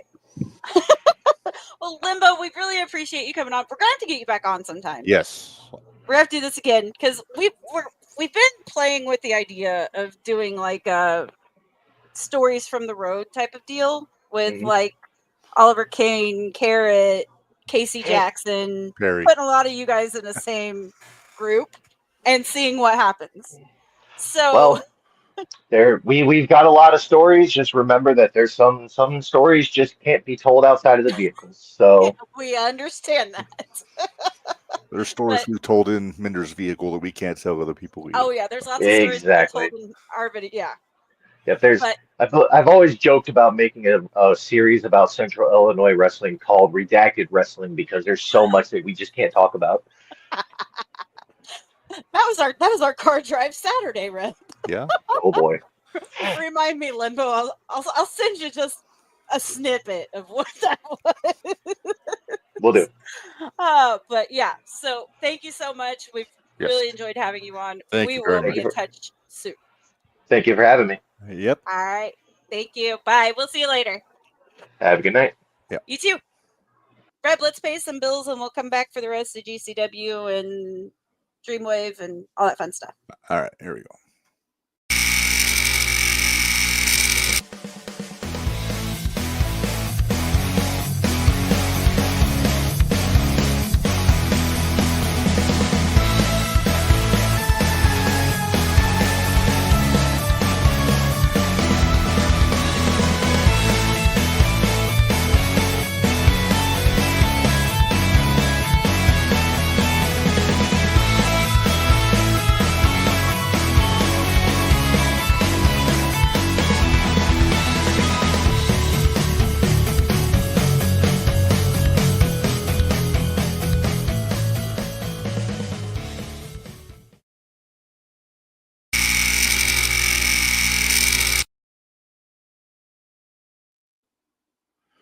All right, and we are back. And Okay, we've gone through 2 shows so far, Minderz. 3. We got through 0-1 for Friday. Oh, that's true. Okay. All right. Let's go. All right. So we talked about GCW and the We haven't Juggalo talked about show. Bloodsport yet. Well, before we talk about that, let's talk about House of Glory because that was on Friday. Okay. So this one I caught about halfway through, and then I had to go back and watch the rest of it. But I caught the first match, mm-hmm. and I caught the last match. Mm-hmm. So House of Glory, high intensity. It was in New York, and let's see, we had. Hey, and by the way, hey Kevin, thanks for calling me a little shit now. Is that And better? Sean, we will talk about that on Tuesday. Yeah, Yes, Tuesday. little shit is better. I'd rather be little shit than Tinkerbell. Okay. Okay. Little shit was Tinkerbell's rambunctious cousin. Exactly. All right. So anyway, the results from high intensity House of Glory here. First match, the House of Glory Cruiserweight Champion Darren Richardson retained. I was shocked by this, by the way. I got surprised. Did you think it was going to be Swan? No, but I was excited to see Swan, and I liked the music that it came out to. Well, yeah, it's good tunes, but it was Darren Richardson beat I hope I don't butcher this. Angel Jacques. Yes. With Dr. Is that Hillary the narcissist Wisdom. jackass? Yeah, with Dr. Hillary P. Wisdom. Yeah, that's the narcissist jackass. Mm-hmm. Then also JJ Days, Jay Bougie, Montequilla, and Rich Swan in the 6-way match. And I like that Bougie guy too. Yeah, he was a lot of fun. All right. Hey Reb, guess what I hear out in the hall or outside? What? Your favorite puppy's here. Oh. All right. Second match, House of Glory Tag Team Championship Open Challenge. The main event. I'm a fan of the main event, Minderz. Okay. Midas Black and Jay Lyon beat the Texas Outlaws, which is Wayne and Wyatt Rhodes. Cody and Dustin's nephews. Okay. To retain the tag team championships. The main event's the guys. One guy's dressed like a ringmaster, and one is dressed like a lion. And they bring a hula hoop, and Jay Lyon does a dive through the hoop. But I like the whimsy. And he's a big guy too, so if he does a dive on you, it's going to register. But anyway. Sorry. I was impressed by the Texas Outlaws. They're young, but they got talent. Well, how could they not? Look at the pedigree. I was going to say, that's kind of the bloodline. Yeah. Match number 3, House of Glory World Heavyweight Championship. Charles Mason retained over Carlito. Over Carlito. All right. Special attraction, Ricochet beat the Amazing Red in a really good match. I do want to go back and watch that then. Yeah. The Matt Travis Memorial Battle Rumble was next. Battle Rumble. It's a battle royal with in increments like a Royal Rumble, but for copyright reasons they can't call it a Royal Rumble. Gotcha. Sean Wilson, who's Texas Outlaws? Is that Teal's sons? Their sister? Sure. I really don't know, but yeah, probably. I'm not 100%. I think it's their sister's 2 boys. Yeah. And I assume they look just like them. Or pretty darn close. Pretty close. Yeah. But they train with Dustin at the, what is it, the Nightmare Factory? Yeah. Or is it at the Rhodes Academy in Texas? Might be at the Rhodes Academy, actually. Okay. Anyway, the Matt Travis Memorial Battle Rumble, the Amazing Red won. He was a surprise entrant. The other now guy, this is Amazing Red, like TNA Amazing Red, correct? Yeah, this is his company. He's the booker. Okay. Oh, okay. I'm sure that's not why he booked himself to win. Matt Travis, I guess, was one of their brothers from the East Coast that passed away. This is their annual tribute they do to him. Didn't I just send you a reel about the booker booking themselves to win and all this fun stuff? Yeah, but in this case, Red was friends with Matt Travis, so I'm okay. All right. So the other guys in the match, Ken Broadway, Idris Jackson, also with Dr. Hillary P. Wisdom, Raheem Royal, Ben Rutan, Matt Awesome, no relation to Mike, Carlos Ramirez, who I like Carlos Ramirez, but he needs to get his pants up. Does he have a Leon Slater problem?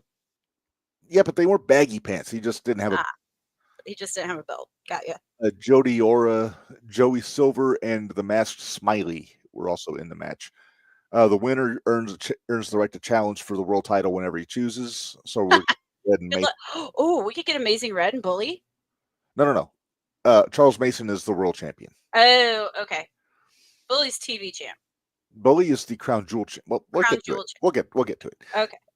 Match number 6 was the House of Glory Women's Championship. Indy Hartwell is the champion, and she retained over Priscilla Kelly.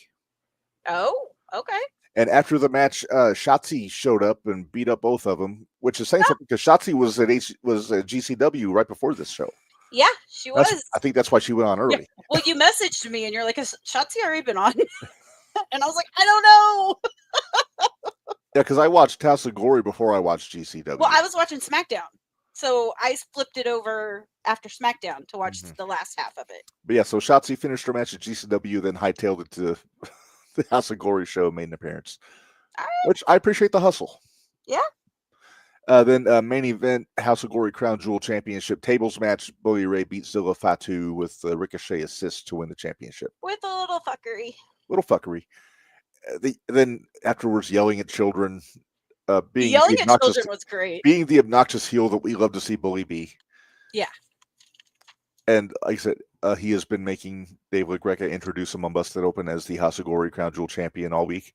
That's great. That's great. Actually, Dave's been forgetting, and Bully has had to remind him. All right, so that was the House of Glory show. I really like House of Glory. I watched a lot of their stuff. I think I'm gonna have to get into it because Charles Mason, for the record, beat Mike Santana to win that world title. Oh wow! Okay. He cashed in the contract that was from last year's Matt Travis Memorial Battle Rumble to get that title. Gotcha. Okay. All right, so that was, I think, everything from Friday. Like Dreamwave, we talked about Dreamwave Uprising on Friday. Oh, we got to talk Dreamwave. Yeah. So this is Uprising. This was the ladies' show. Oh wait, hold on. I'm gonna go back because we were talking about the Dr. Danger and Dr. Redacted. So the Zeta Steel and who's right? Zeta Steel? No, Veda Scott. Veda Scott and MLJ were commentary. So Veda Scott goes, "Why did Dr. Danger go up there?" And the guy goes, "To jump." Duh. Hey, ask a stupid question. I thought it was hilarious. Mr. Danger is we'll talk about him when we talk about Jersey Championship Wrestling also, but I like that Mr. Danger. He's a trip. He is a trip. He is. All right. So Dreamwave Uprising. Yes. From Friday night. 413 days into her championship reign. Who? Maggie Lee. Maggie had that title. Well, as of the 1st, has had that for 413 days. Okay. So as of today, it would be 419 days. So she's had it for a while. So 118 days. That's 5 days. That's Wednesday. Okay, 5 days. Sorry.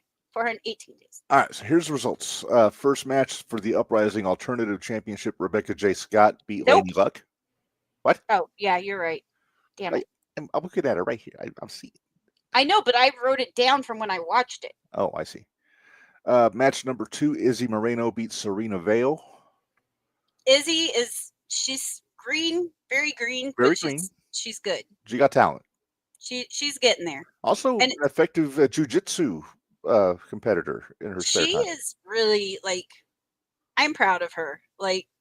Watching her grow up from NXT. I got a lot of respect for Izzy because she puts the work in. She did put the work in. So I've got a lot of, I hope she goes far. She'd be a fun get for JTR. I'll work on it. All right.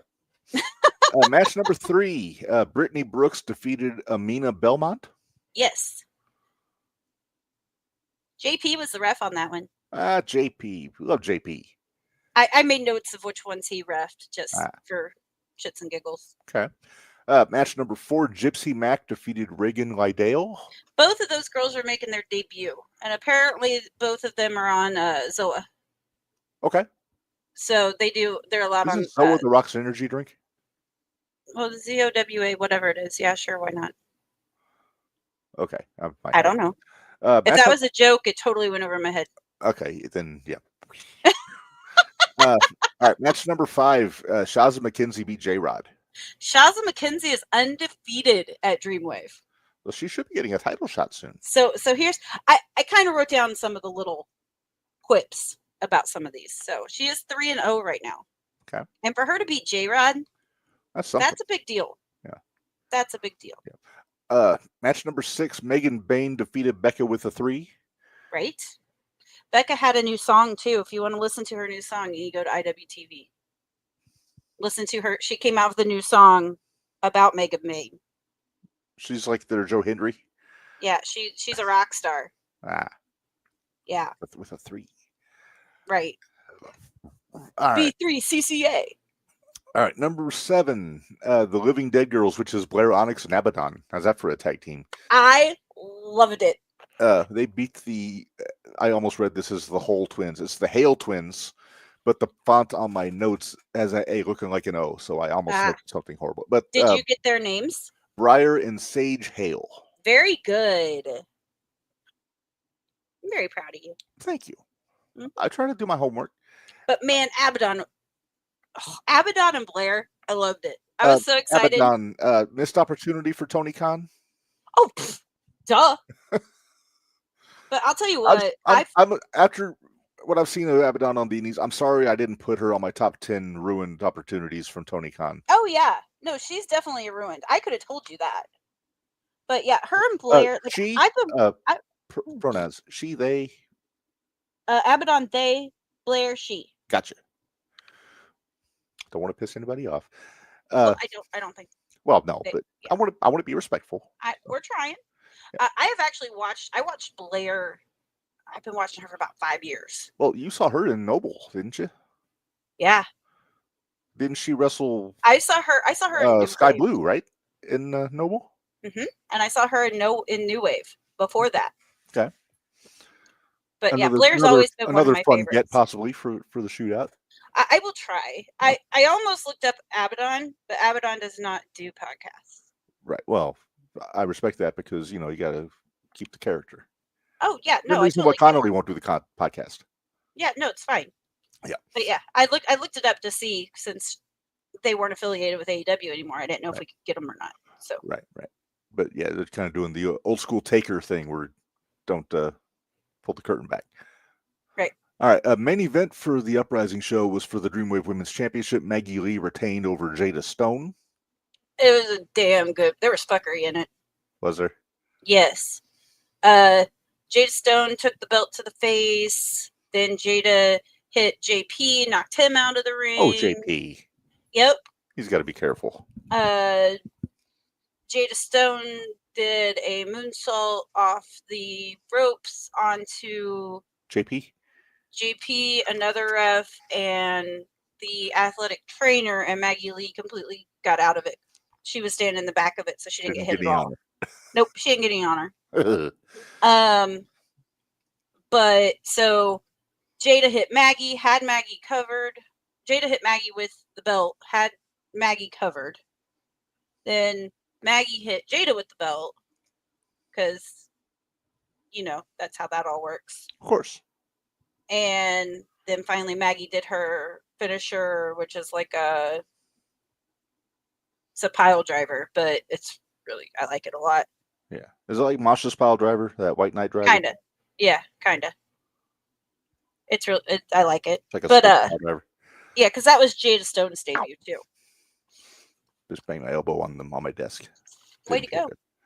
All right, so that was the Friday show. Let's talk about Dreamwave on Saturday, the Hands Were Dealt show. Okay, how about you start with the live from...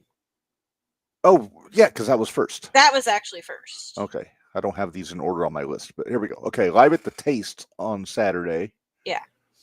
Match number 1, Rebecca J. Scott and Bobby Orlando beat Maggie Lee and Connor Hawkins. How's that for a team? Rebecca J. Scott actually pinned Connor. So she should get a title shot. She should. But she has a title too. She has the Uprising. But she pinned the Dreamwave champion. That should get her a shot. Well, somebody else got a chance. I know how you feel about champions going after other belts. So. Double champs, yeah. All right. Match number 2, Sabotage, your buddy. Mm-hmm. Beat your other buddy. Not my B.A. other buddy. Malkin. B.A. Malkin got kicked. I like it. I like it a lot. How was the match, though? I don't know. I didn't get to Oh, see you that didn't one see yet. this. We just got the results. Okay. Yeah, we just got the results. I want to see that match, though, because I'm not going to lie. Those two guys working together, it was probably a really good match. Mm-hmm. I'm sure it was. Because it would be a lot of fun to, like, that would be one that I would book. Yeah. All right. The third match was the finals of the Dreamwave Tag Team Tournament for the vacant championships. I wasn't happy. Well, I keep wanting to call them what they aren't. The Bang Matthews. Bang Matthews. Beat the Hype in Yep. the finals tournament. And Hunter landed on his girlfriend. Oh, that's going to get him in trouble. Nah, she forgave him. She forgave him by Saturday night, so. Well, that's good. Hopefully he didn't have to sleep on the couch. Right, yeah. Although he might have been sore, so. Probably. 2 matches? Yeah, probably. All right. Next up here, we've got Stephen Wolf over Jordan Cross and Matt Hatter. That doesn't surprise me. Mm-hmm. Match 5, Channing Thomas beat Hartenbauer by countout. Yeah, because Hartenbauer took the briefcase to the forehead. See, some of these things, when I listen to the next show, it tells me what happened on the previous show. So I pay attention. Gotcha. All right. Next match after this, the Alternative Championship match. Cody Lane retained over Christian Rose, Jake Bosch, Solomon Tupu, CPA, and Jay Marston. How the hell did he pull that off? I don't know. Both gatekeepers were in this match, Minderz. I know. That Coco's sneaky. Well, and Jake Bosch was in there. Right. And Christian Rose. CPA, remind me who CPA is. CPA is the one from Clusterfuck that had on all the shirts and he pulls the shirt off. Gotcha. He's the tax guy. The accountant. Yes. Yep. All right. And then main event for Live at the Taste was Brittany Brooks over J-Rod. So J-Rod had a rough weekend. Yep. She had a real rough weekend. Because that's not the last time you're going to see J-Rod. No, because we still have the next show, which is The Hands Were Dealt from Saturday night. Or afternoon. This was like Lethal Lottery. It was a lot like Lethal Lottery. Okay. Except they had a dealer in the back that was flipping over cards that supposedly had people's names on them. What do you mean supposedly? I'm sure it was on the up and up. Yeah, sure. So they had cards that said what the match was going to be, and then they had cards that was people. So I feel like they should have got, you know how you can get the wheel like on Amazon, like with the slots you can write stuff in with the Sharpie, like maybe like a Temu Raw roulette wheel. There you go. But anyway, so here's the results. Hands were dealt August 2nd. Gringo Loco beat Nick Gage. Holy crap. Now you watched the show. I watched the show. I did watch the show. Nick Gage. Okay, so remind you, Dreamwave is sponsored by Lou Legato, which is a pizza place. Oh boy. And Nick Gage had the pizza cutter. Of course, he carries it. It's in his carry-on when he travels. He took the pizza cutter to Gringo's face on every side of the ring. Oh yeah, he does that. Told me he didn't cut a pizza right after that. No. Okay, good. Actually, the way the Gringo won this was Nick Gage was on the mat with it. Then there was 2 chairs. Mm-hmm. Don't tell me the glass. Table. Okay. Or door. Door, yeah. And then Gringo did like a huge leg drop off the top rope and smashed down on Nick Gage's face with the door. Sounds about 1, 2, right. 3. And then Gringo thanked Nick Gage because apparently Nick Gage was one of the people that got Gringo into GCW. Yeah, I didn't know that. So, yep. So there was that Gringo. Gringo needs more gold somewhere. Well, he needs to just keep his little happy hands to himself when he goes down PWE. He can kiss my ass. I like Gringo, but he is not taking it from my Camaro. Well, no, have him go after Rhino. Oh. No, Okay. Powerhouse. Go Aaron's. There you go. Gringo and Brandon Aaron's. Lenny, if you're watching this, book it. Book it. Leonard. All right. He's going to hate us, by the way. Every time we call him Leonard. I'm sorry. Thanks, back too much. Fallen Gray, Erica. Hang on. You're getting ahead of me here. I got the list. Oh, you got the list? Yep. All right. Okay. This one they announced it as a scramble match. Yes, it was a scramble match for the And Uprising Alternative Championship. Well, that didn't get decided until Rebecca J. Scott came out, because the only way that they had to have it as a title match is if the champion was called as one of the cards. Oh, okay. So this was a scramble match, and then once Rebecca was introduced, then they said, "Oh, by the way, this is a title match now." Correct, and that was for the whole night. That if somebody got called that had a title, they had to defend it in that match. I like it. Okay. Yeah. So here's the participants here. Rebecca J. Scott retained over Fallon Gray, Erica Demia, Abaddon, and J-Rod to retain the Uprising title. Alternative title. I'm going to tell you, you need to come down and watch this, because J-Rod had on her American Gladiator gear. Is she on American Gladiators? Yes. Okay. She's a member of the American Gladiators. Along with Camille and Wardlow. Yes. Okay. Yeah. Did she hit somebody with a pugil stick like the joust? Well, they didn't have that there, but I really like her new gear. It's pretty awesome. Cool. All right. Match number 3, Hunter Holdcraft of the Hype. This is a big match. This was a big match. He beat the Ice Pick, Vic Capri, and it was his last match in LaSalle. In LaSalle. Okay. In LaSalle. I forgot what town they were in. They weren't even, Vic didn't even want anybody saying anything. Mm-hmm. And the owner of Dreamwave came out and made it known. So I do appreciate the fact JP was the ref for this one. Mm-hmm. And he said he saw a lot in Hunter, and he wanted to make sure that he gave him the good rep. Awesome. So. Ooh. Shut up. I knew it as soon as I said it. Shut up. All right. Match number 4, Dreamwave Tag Team Championship match. Bang & Matthews beat CPA and Bobby Orlando to retain. CPA had on 4 shirts and 3 ties. Okay. Because they all came off. Of course. Match number 5 for the Alternative Championship. Hold on. I want to tell this the way they all came out to the ring. Okay.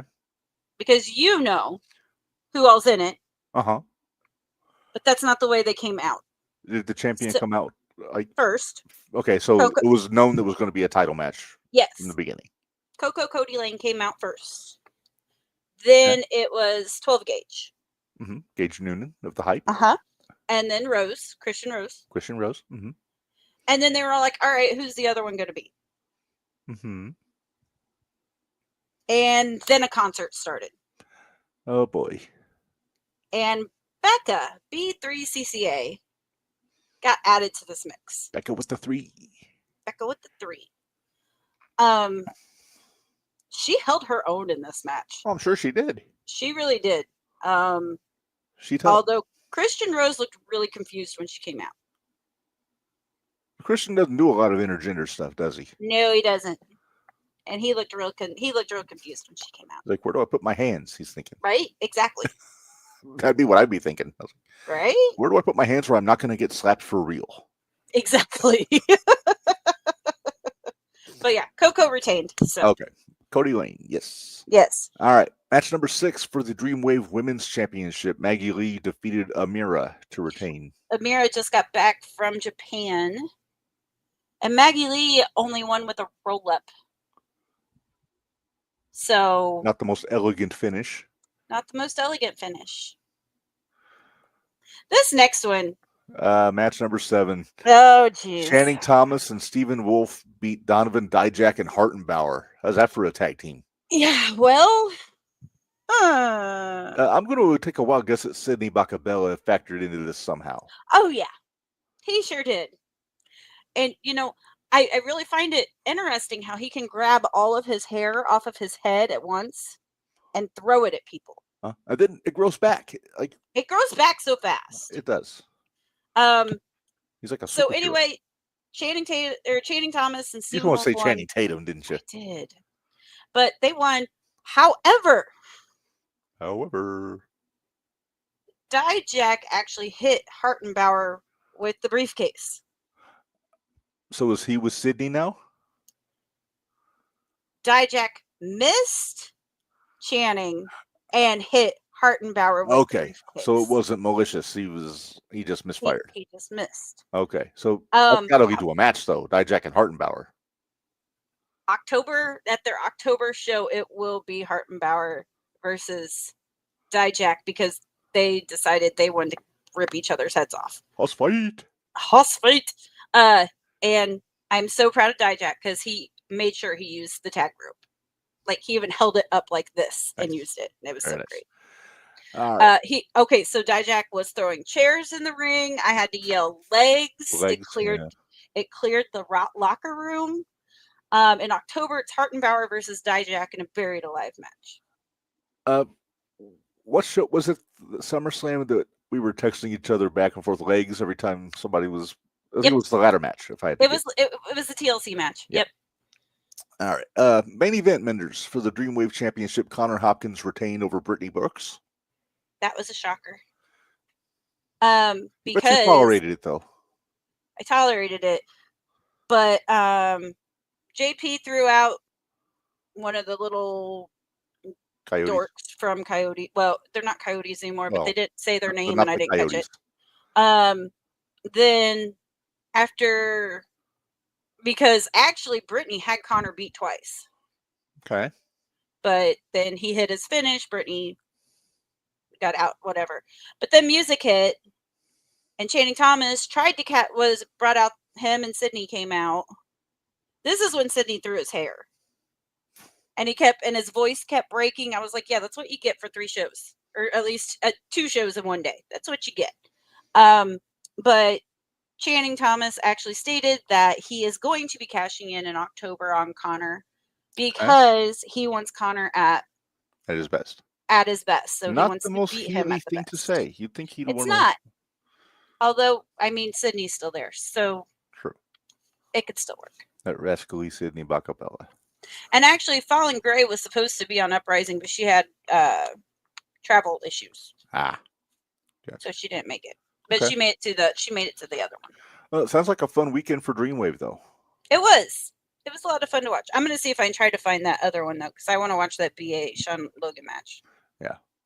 All right. Let's move on to Bloodsport, Minderz, from Saturday. We introduced the boys to Bloodsport. We did. and we made fans. Fun. Yeah, we got them more fans. All right. So here's the results from Bloodsport.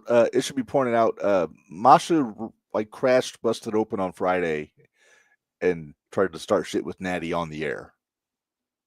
Much to the dismay of Tommy Dreamer, by the way. And then Natty cut a really good car promo.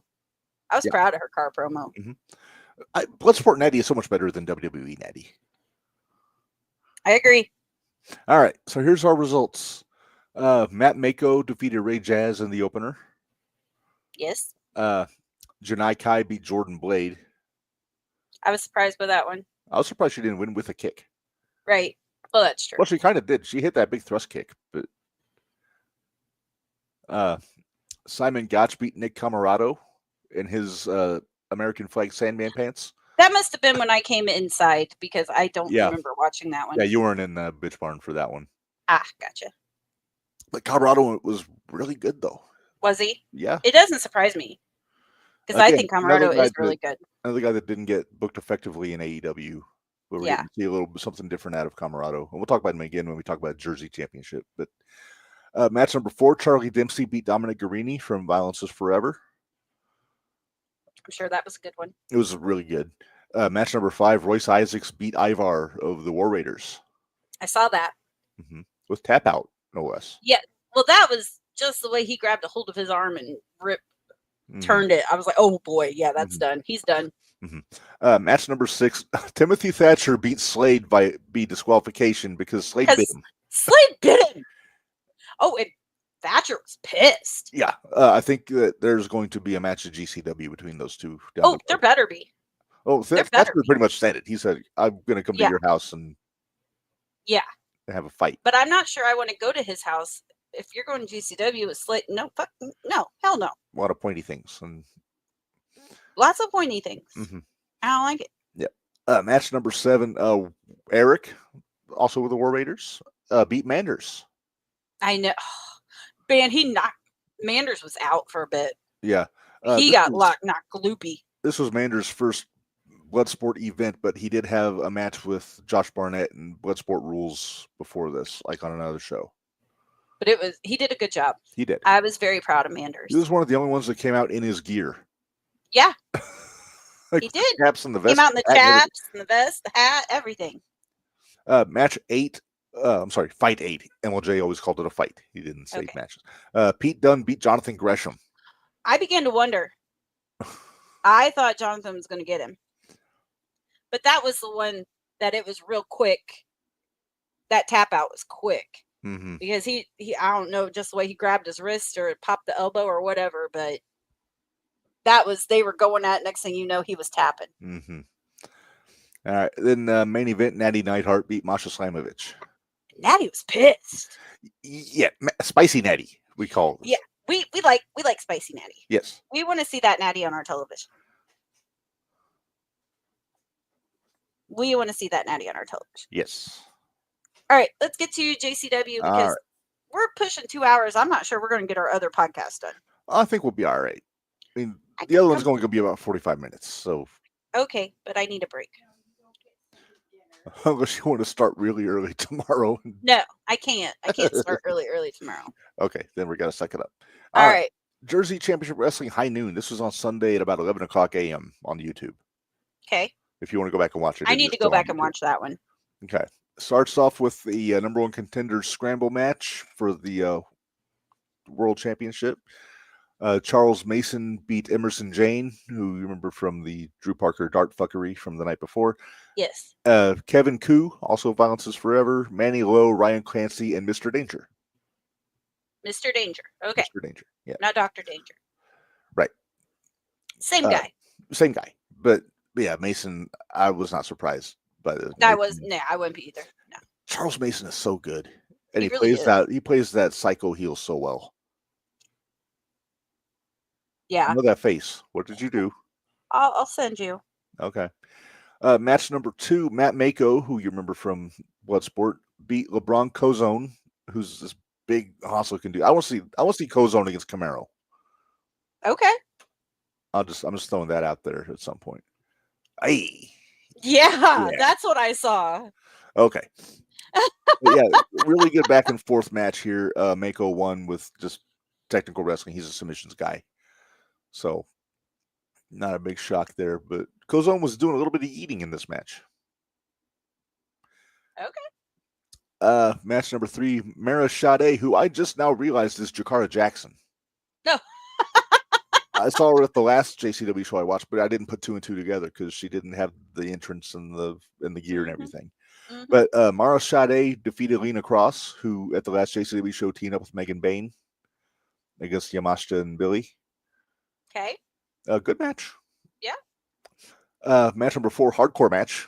Joey Janela beat Nick Camarado. That doesn't surprise me. Yeah. Nick threw Joey around a little bit, though. I enjoyed it. Match number 5 for the WXW Unified World Wrestling Championship. Minderz retained over Thomas Shire. Oh, damn. I forgot that match was happening. Did you know they're a tag team? They are now? No, they were, like, going into this. Oh. They're a tag team called the Cowboy Way. No, it doesn't. No, okay. Yeah, I could see that. After the match is over, Minderz got the mic and basically said that they want to go after the GCW tag teams.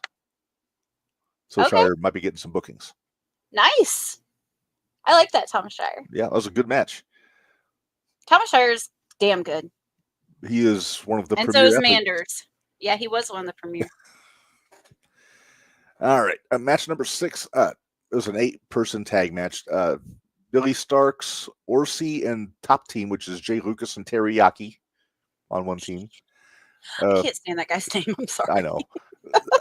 Well, they beat Griffin McCoy, JP Grayson, and the Cosmic Cuties of Ava Everett and LSG. A little too much PDA in that match. I was kind of guessing. Mm-hmm. But yeah, Billy's team won. Okay. Actually, Lucas and Terry got the pin because they hit double team move to get it. So, Nice. match number 7, JCW World Championship match. Masha Slamovich beat Marcus Mathers. Ooh, I bet that was good. It was good. And I bet that was good. Yeah, and then post match, Charles Mason came out and choked out Masha. Shocker. That doesn't surprise me. Yeah. Match number 8, Minderz, for the GCW Ultraviolent Championship. Matt Tremont beat Gary J. Yeah, I gotta go watch that one. I forgot I gotta go watch Gary that one. wasn't wearing his usual gear, Minderz. He almost looked like he was dressed like Anakin. He had like the short denim and the belt, like Anakin has. Maybe. Is that an unsigned and no care thing, I think so. or is it maybe an homage because Anakin's hurt? It might be an homage. Again, good thoughts to Anakin Murphy. Speedy recovery. Oh, speedy recovery, and then whatever mental stuff you got going on too, dude. Absolutely, 100%. These two beat the fuck out of each other, Minderz. No, not these two. It was something. Well, I have to chuckle because even Lim-Bo said that the first, he met Gary J. That was one of the first people he met, and I was like, that's hilarious because Gary J. was the first wrestler I met when I started going to wrestling. He was the first one that would talk to me. Yeah, I like that Gary J. because he's a cat guy. Yeah, he's a head cat. All right, then the main event was 6-man tag. They call themselves Bustin' the Brain. It's Whitey and P and Drew Parker. Great. But they beat Jet Speed, Kevin Knight, Mike Bailey, and Darian Bingston. Okay. Good match, except for that one spot when Drew brought the darts out again. Yeah. I'm going to say it again. I don't echo Jim Cornette's opinions on Mike Bailey. I see both sides. On the indies, it's a little more proportional. Yeah. Put him against Lashley, and you kind of scratch your head a little bit. But yeah, exactly. But man, when Bailey was in TNA in the X division, I thought he was great. Again, though, that's different. Exactly. That's X division. That's flippy shit. Cornette's not flippy shit. And it's not just; it's also the kicky shit. Yeah, that too. Yeah. So that was this show, JCW, and that is the last indie show I watched this weekend before night 2 of SummerSlam. There you go. All right, let's run through what we got going on this weekend. We already did the 0-1 show that's happening. Mm-hmm. Did you get the one that I sent you? Because we've got the one we had Justin Poole on their matches. Or their the IEW show. Yeah. Let me find it here. And we said we were going to get people on, but we just didn't make it happen. It happens sometimes. I know I sent it to you. Yeah, I got it. Okay. All right. So August 9th, which is this Saturday in Granite City, it is a War for the Ages from Illinois Elite Wrestling. And this is the one that's going to have the 10-man tag for control of the company with Dysfunction against Team IEW. I see Johnny Banks and I see Jesse J and Chris Exodus on Team IEW, among others. So hold on, let me try to pull that up. Let me see who I know off of it. Sorry, I went all the way back to. It's all good. To where you were trying to get me to explain to you how to get my inbox on Instagram. How inboxes work. Yeah, I had a rough day. But while you're doing that, I'm going to go through the rest of the... Oh, sorry, go ahead. I was looking to see if I knew who else. Okay, so that's Sweet Daddy Dion. Okay. And Jesse J. Mm-hmm. Chris Exodus. Mm-hmm. Johnny Banks. I'm not sure who that guy is. I'm going to guess he's the boss. The middle guy, yeah. We'll go with that. And I'm not familiar with the guys from Dysfunction. Well, that one in the front is Brandon Esperanza. Okay. The kid on the far left looks, I think that is Dexter, but do not hold me to that. Okay. And I'm not sure who those other ones are. Okay. We also have Logan Simmons versus Reinar the Hooligan. That don't look like the hooligans I know, but okay. No. The Great Heathen Army against the O'Neill brothers. Good luck. Then Waylon Phoenix will be in action, but they haven't said who he's wrestling. Jalen Strong versus LVK. And Sydney Manson. Sydney Manson. Sid Manson taking on Corey Andrews for the. We haven't seen him in a while. No, but I think this is for the IEW Midwest Championship. And a no holds barred match. Yeah, that plays into Sid's hands. Yeah, it kind of does. All right. Okay. Is there anything that we're missing, Minderz? Probably, but you know. Yeah. Although I am going to mention real quick, August 19th, if anybody is anywhere near Kansas, Ben Bishop's taking on Nick Nemeth. Oh. So I like that, Nick. I like that Ben Bishop, that 6'12" guy. All right, and as we go, I'm gonna remind everybody, if you want to donate to John Wayne Murdoch, there's the payment information for his PayPal and his Cash App. And then thanks again to Lim-Bo for joining us on here on the shootout. Big thank you. Yes. Minderz, I say we get out of here. Yeah, we got another one to do. I gotta go greet some guests, and I'll be right back. All right. Well, thanks everybody for joining us here on the shootout. Until next time, for Minderz, this is Reb reminding you all, life is hard, work stiff. We'll see you guys next time.